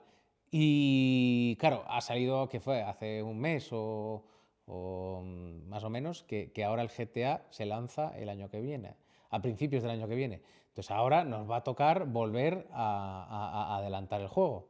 Entonces, ¿me atrevo a decir fecha? Pues quiero pensar que a finales de 2025, principios de 2026.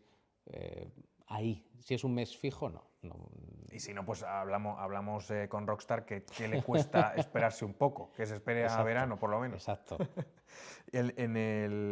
O sea, respecto hacia dónde van los videojuegos ahora, la línea de mercado cuando han anunciado el lanzamiento de Nintendo Switch 2, o sea, ya han dado por hecho que los precios van a subir una barbaridad, juegos a 100 euros. ¿Qué opinas tú sobre ese? O sea, ¿compartes o te ves obligado a seguir esa línea porque no queda otra si hay que cubrir costes? Yo creo que no necesariamente. Como comentábamos al principio, hay dos tipos de estudios de videojuegos, que son los indie, vamos a decirlo así, y los AAA. Yo cuando veo, decías que los salarios de este sector son altos. Creo que poca gente se imagina lo que se cobra de verdad en un Rockstar. O sea, los salarios de estas grandes compañías, estamos hablando de 200.000 euros al año y más. Epic Games paga 350.000 al año. Esos salarios al final te obligan a que el producto que tú saques tenga que ser caro, pues porque tienes que recuperar esa inversión. Aquí en España no nos movemos en esos rangos. No, ni muchísimo menos. Bueno, espera, que desarrolladoras aquí tampoco hay como para competir. Pero conozco a gente de Electronic Arts de aquí, de Madrid, y no es eso, no, ni de lejos. O sea, es dinero, porque al final muchos acaban como respetando el dinero de lo que es América o de donde sea, pero no es ni de lejos, vamos, no. De hecho, yo creo que es justamente el problema que está habiendo ahora en el sector del videojuego, que muy bien porque factura una barbaridad y todo lo que tú quieras, pero es la época con más despidos de la historia. O sea, son lo que llevamos de 2025, se ha despedido a muchísima más gente que en todo 2024 y que en todo 2023. ¿Por qué? Porque a poco que saques un juego y no alcance las estimaciones que tenías, es que hay que, por desgracia, despedir a personal. Mira, conocimos en 2023 a un responsable de Ubisoft que nos decía el coste mensual que tenían de trabajadores, solo de coste de trabajadores, eran decenas de millones al mes. O sea, ¿cómo mantienes eso? O sea, que a lo mejor al año tienes 600, 700 millones de gastos. Es que tienes que lanzar juegos que muy constantes, porque claro. Si no, o sea, la venta del juego es lo que te da dinero, no es como el caso de Epic, a lo mejor que tiene el motor gráfico de donde obtiene beneficios, pero otras es que se dedican a eso, que venden derechos a cine y tal. Sí, pero o sea, lo que está claro es que si eres desarrollador en España y quieres triunfar o ganar mucho dinero, no es aquí donde tienes que quedar. No. Puf, aquí en España, yo vamos, siempre que me pregunta alguien le digo, España está muy bien para vivir y para un montón de cosas, pero si lo que buscas es emprender o poder hacer un videojuego de 2 millones de euros o de 5 millones, aquí en España no te los va a dar nadie. Y si no, oye, me ponéis aquí abajo mi correo y que nos llamen. Pero no, aquí es muy complicado. No hay cultura de la inversión en este sector. En otros no digo que no, pero en el videojuego no. Todos ven las cifras, ven, ostras, si es que esto factura una barbaridad, si es que este sector mueve más del doble que el cine, la música y la literatura juntos. Sí, pero muy poca gente luego entiende que, ojo, que yo les digo, siéntate un momento conmigo y te explico. Ponemos aquí un papel y te explico cómo se hace un videojuego. Y no, luego se entiende perfectamente. Pero cuesta mucho. En cambio, en nuestro caso ha sido irnos fuera, y a eventos, no a trabajar ni mucho menos. O sea, nos hemos ido a eventos, hemos conocido gente franceses, alemanes, americanos, asiáticos que tú les hablas de, mira, es que en mi videojuego estoy buscando esto. Ah, vale, pues siempre lo digo, Daedalic Entertainment, que es la empresa que a nosotros nos ha publicado, invertido, etcétera, ni han venido aquí a Valladolid. Y no es O poco. sea, os han conocido y se han fiado, Sí, les ha gustado el producto. nos conocimos en San Francisco en 2023 y les enseñamos el juego, les pasamos una key para que probasen la demo que teníamos, les pasamos todo por lo típico, el pitch de inversión, el plan de producción, un plan de pagos, todo, y dijeron, confiamos, y ya está. Y Ya ellos está, no os bueno. meten presión, digamos, en lanzamiento, nada por el No. estilo, tenéis libertad. De hecho, por eso siempre estamos hablando, aunque no nos hayamos visto en persona, aquí al menos, estamos siempre en contacto. De ahora yo creo que tenemos que mover el lanzamiento a este, o como ellos también se encargan, como te decía, del marketing, de las relaciones públicas, la localización, es decir, que el juego esté traducido a 12 idiomas o lo que sea, eso también es tarea de ellos. Estamos siempre en contacto. O sea, al final casi estamos trabajando las dos empresas juntas. Y en el caso, ahora que has mencionado de la traducción, ¿el doblaje al castellano lo ves importante en el sector cuando llega Sí, aquí a España? lo veo importantísimo, pero por desgracia no vamos a poder hacerlo. O sea, no... y a mí hay voces en España que me flipan, me encantan, me O encantan. sea, ¿no te has imaginado con la voz de nadie al protagonista? ¿Alan se llama? Alan. No. O sea, También es verdad que creo que tenemos al mejor actor de doblaje que podíamos tener. La voz de Alan nos la pone Doug Cockle, que es bueno, a lo mejor por el nombre no se conoce, pero si digo que es el actor de doblaje de Geralt de Rivia en The Witcher 3, pues es el mismo es como muy tipo. profunda, muy... Sí, muy oscura, sí, muy profunda. Sí que buscaba un tipo, o sea, una voz pues con esas mismas características.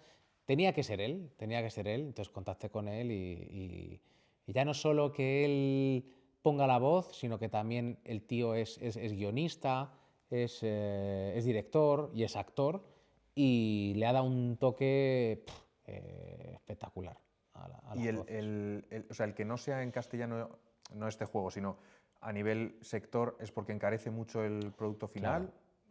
Claro, encarece bastante. Ya no solo grabar, que bueno, que es un coste, sino luego implementar todas las voces. Es triste, pero como siempre digo, o sea, en España no se confía en que esto sea cultura. Tú vas a otros países, por ejemplo, The Witcher, que lo conocerá todo el mundo. The Witcher solo está en 2 idiomas, que es inglés y polaco. El polaco no conoce a Tog, al que conocemos todos. No lo conocen de nada. Nosotros hemos ido muchas veces, le hablamos a un polaco, mira, es que tenemos al mismo actor de The Witcher. No, no es este. Sí es. No, claro, en Polonia es otra persona, no sé quién es, el actor de doblaje. Claro, y preguntas, hombre, ¿cómo es que...? Porque en Polonia todos los costes derivados culturales de doblaje al polaco está subvencionado. Entonces tú, pues, te cuesta 100.000 euros doblar e implementar las voces de tu juego al español, pues tú vas al gobierno de España y dices, oye, mira, tengo este proyecto, tal, y si te lo pagan, pues lo haces. Pero esto aquí no pasa.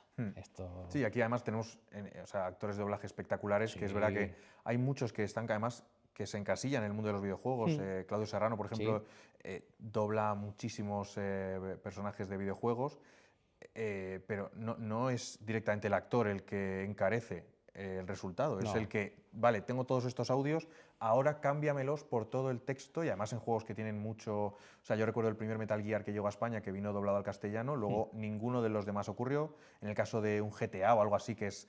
El otro día justo estábamos jugando con mi hermano y me dice, ostras, tío, es que tener que estar mirando en la parte de abajo de la pantalla... Es verdad, pero claro, es que son millones de horas de locución como para que te las traduzcan, salvo que se haga con IA o algo así. Y fíjate que eso... Yo a día de hoy diré que hay que evitarlo.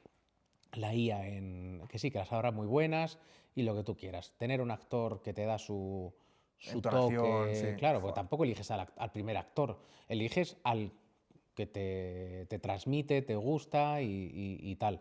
Eso con una IA, no te digo dentro de 3 meses, a lo mejor sí, cambian las cosas, pero a día de hoy yo creo que no, es que no merece ni la pena. ¿Y te imaginarías algún actor así de los actuales Sí, poniendo la voz? sí, sí, sí, sí. Joder, no me acuerdo ahora del nombre. Bueno, Luis Posadas.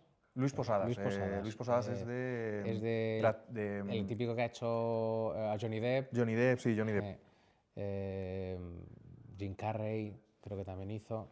Ese sí que me lo imagino con un toque igual, oscuro. Sí, sí, sí, sí. Pero lo que digo, no. Y otra cosa, el mercado español es muy pequeño.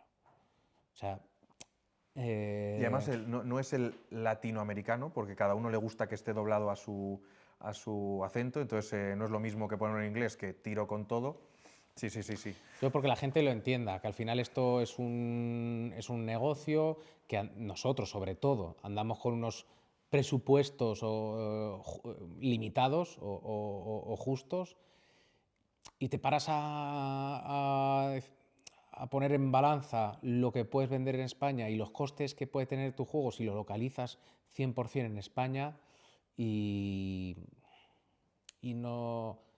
Es una apuesta que, o sea, entiendo, fíjate que Es una apuesta. me gustan los juegos doblados al castellano, pero lo entiendo desde de quien crea el videojuego que tiene que estar, o sea, que al final es casi por la comunidad, no Sí. en sí porque a nivel rentable lo sea.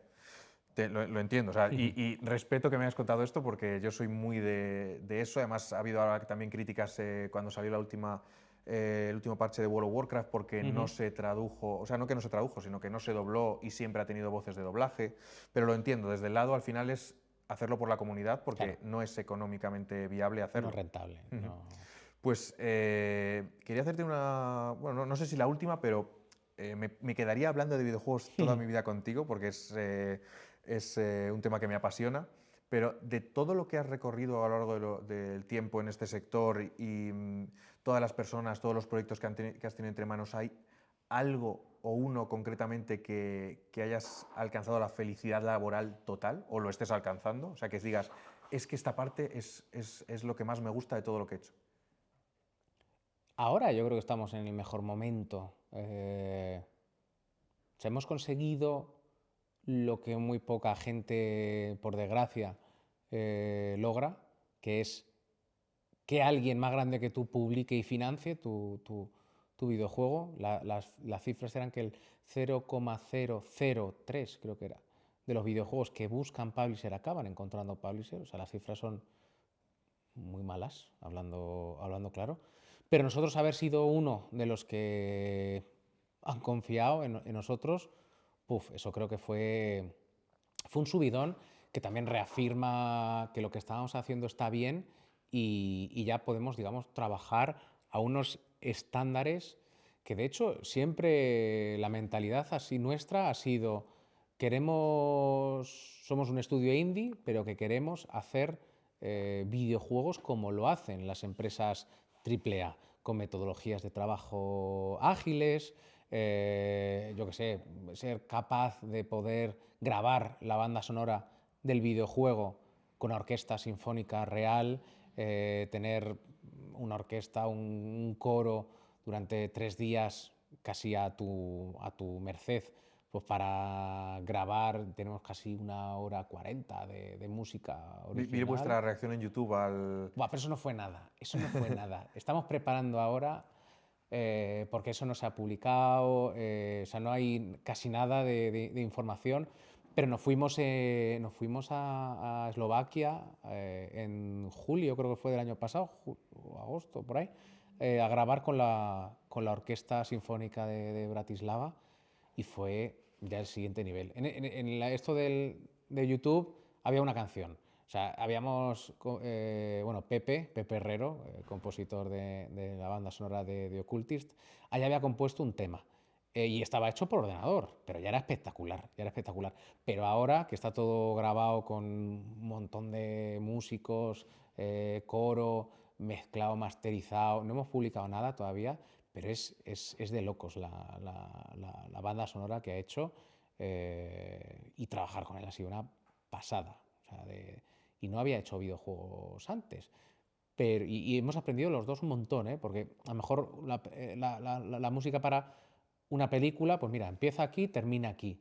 Pero un videojuego a lo mejor estás un rato en la misma zona. A lo mejor pasa algo, un factor externo que tiene que la música complementar esa situación.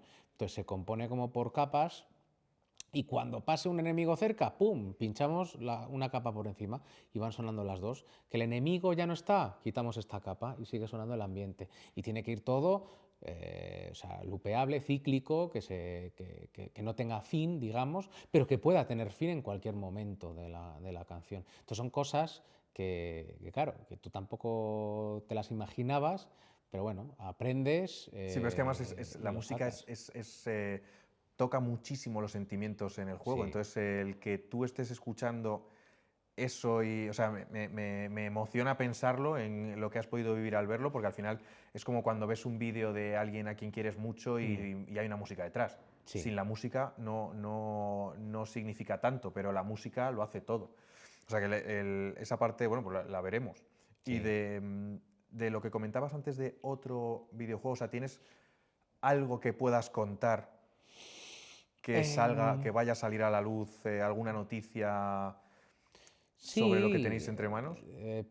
por el momento, o sea, lo que podemos decir, a ver, The Occultist está en sus etapas finales ya de desarrollo, como te comentaba, estamos ya puliendo las versiones de consola, pero lo que es el juego ya está hecho. Entonces, claro, a la gente hay que moverla a otros proyectos. Estamos ahora desarrollando dos juegos. Yo quiero enfocar la empresa a hacer videojuegos oscuros, no necesariamente terror, no tiene por qué todo ser terror, pero sí cosas a lo mejor raras o empresas como Remedy, empresas Ujú. como Supermassive, que hay cosas de terror, pero también hay cosas de acción, o sea, otro tipo de géneros, incluso RPGs oscuros se pueden hacer. Me gustaría centrarlo en ese punto y actualmente estamos desarrollando, o comenzando, perdón, el desarrollo de un nuevo juego de terror que, claro, hemos aprendido mucho con The Occultist. Y este nuevo juego, que no tiene ni nombre, si no os diría, mira, se llama así, pero no hay que pensar en el nombre tampoco para desarrollar un videojuego. O sea, tú tira y, oye, el día que ¿Y te cómo lo salga llamáis internamente el otro? proyecto, bueno, no te puedo decir la palabra, pero proyecto porque está muy basado en una cosa. Pero sí, teníamos antes el otro proyecto que estamos desarrollando, lo hemos llamado siempre el proyecto I. Y lo hemos llamado Proyecto I, incluso muchas veces decimos, oye, en Project I, además Project I, o sea, Project en inglés y en español, o sea, cosas que es que no tienen casi ni sentido. Y nada, eso lo que te digo, este Project I ya tiene nombre, pero el otro no. Y esto, el primero es un juego de terror con todo lo que hemos aprendido de Occultist, con un montón de herramientas que hemos desarrollado con The Occultist, se ve espectacular. O sea, se ve. Es un videojuego que está empezado ahora, está con la tecnología de hoy y todo de hoy. Entonces, casi hay partes que se ven como una película, o sea, que parece real lo que estás viendo.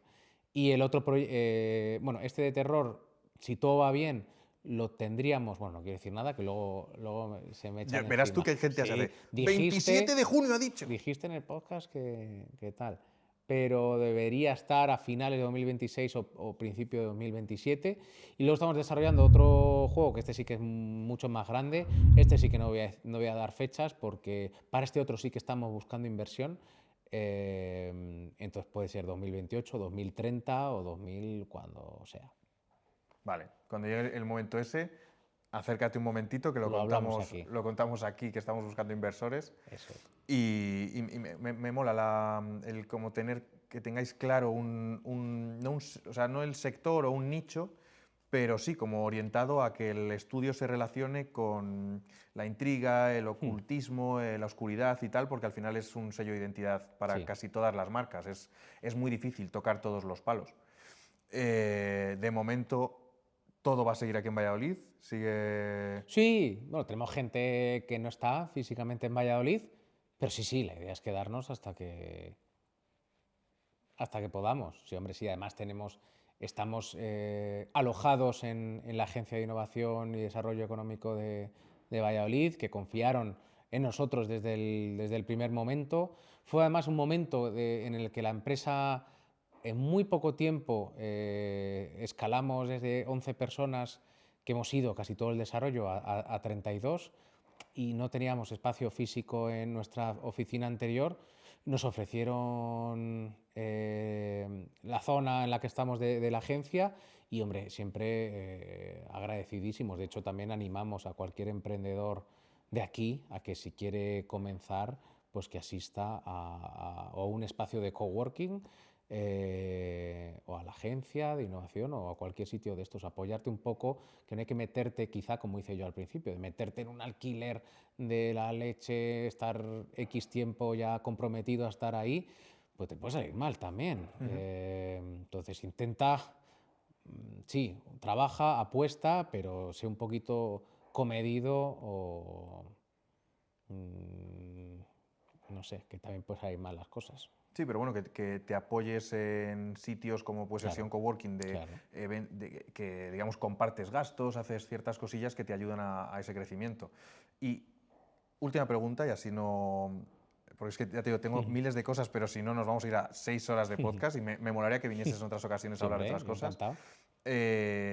Si tuvieras que darle un consejo a alguien que está con la idea, alguien como fue tu yo de 14 años o de 12 años, con la idea de empezar en esto, o sea, decir, fórmate o ten tus ideas aquí en España o fuera, o sea, un consejo que le dieras a alguien que va a empezar ahora. Es que no quiero ser, yo quiero ser realista. Entonces yo y veo muchos podcasts de emprendimiento y tal, y yo me veo mi caso y digo, yo no puedo animar a nadie a emprender. Yo no conozco a esa otra persona. Si yo conociese a esa otra persona, le puedo decir, mira, pues sí, te veo o no te veo. Pero un consejo para todo el mundo, no, y ni creo que sirva. Yo lo único que puedo decir es que esto es muy bonito, es muy duro, es extremadamente duro, hasta el punto que vas a estar días que se te queden cortos del trabajo que tienes y todavía no has empezado a dormir y se te ha acabado el día ya. Y estar otro día y otro día, muchos problemas evidentemente de insomnio, de estrés, mucho estrés. Si sabes o puedes, y yo creo que yo mismo no lo he conseguido, pero si crees que eres capaz de lidiar con todo eso, hazlo. Si ante una adversidad, ya me planto o no tal, no te metas. O sea, no te metas. Yo no te puedo animar a nada de eso. Ya reduciéndolo al sector del videojuego. Aparte de todo esto, si quieres comenzar una idea o incluso dirigirla o lo que sea, por lo menos tienes que saber qué hace cada persona de los que están en tu equipo.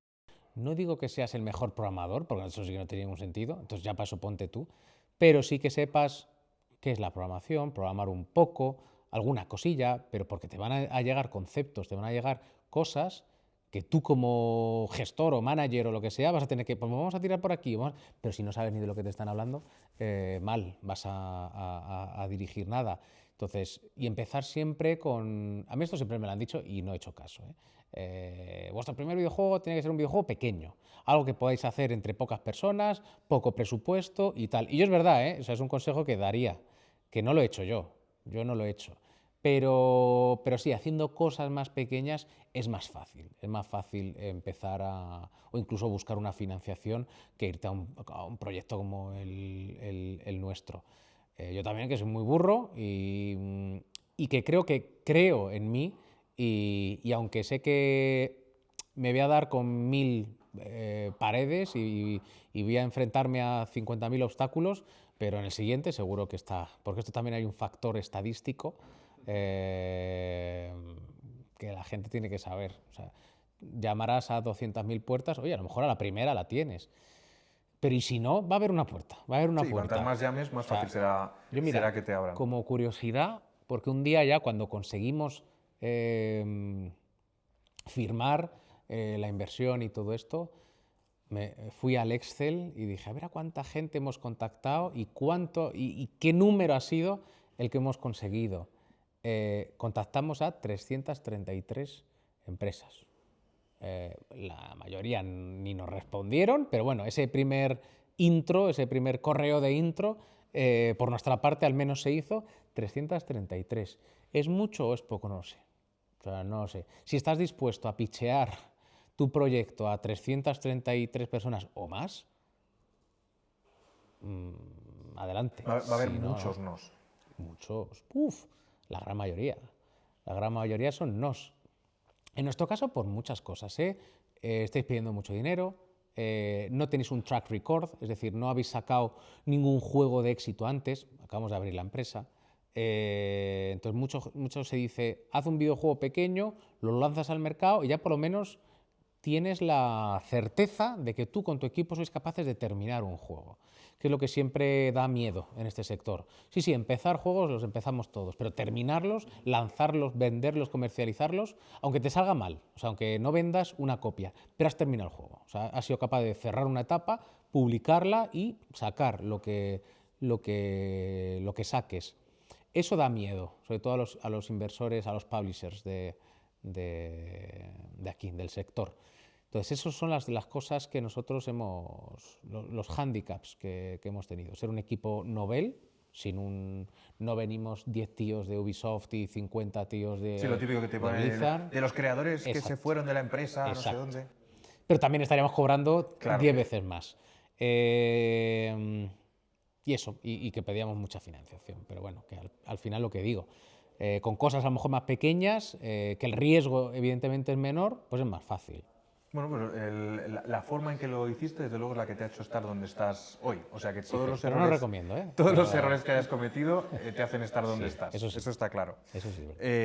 Bueno, antes de despedirnos, ¿cómo pueden o a través de qué medios pueden encontrar a Daloar Studios? Pues mira, página web daloar.com o en Instagram Daloar Studios, Twitter igual, TikTok, ¿qué más hay? X o Twitter, perdón, que es lo mismo.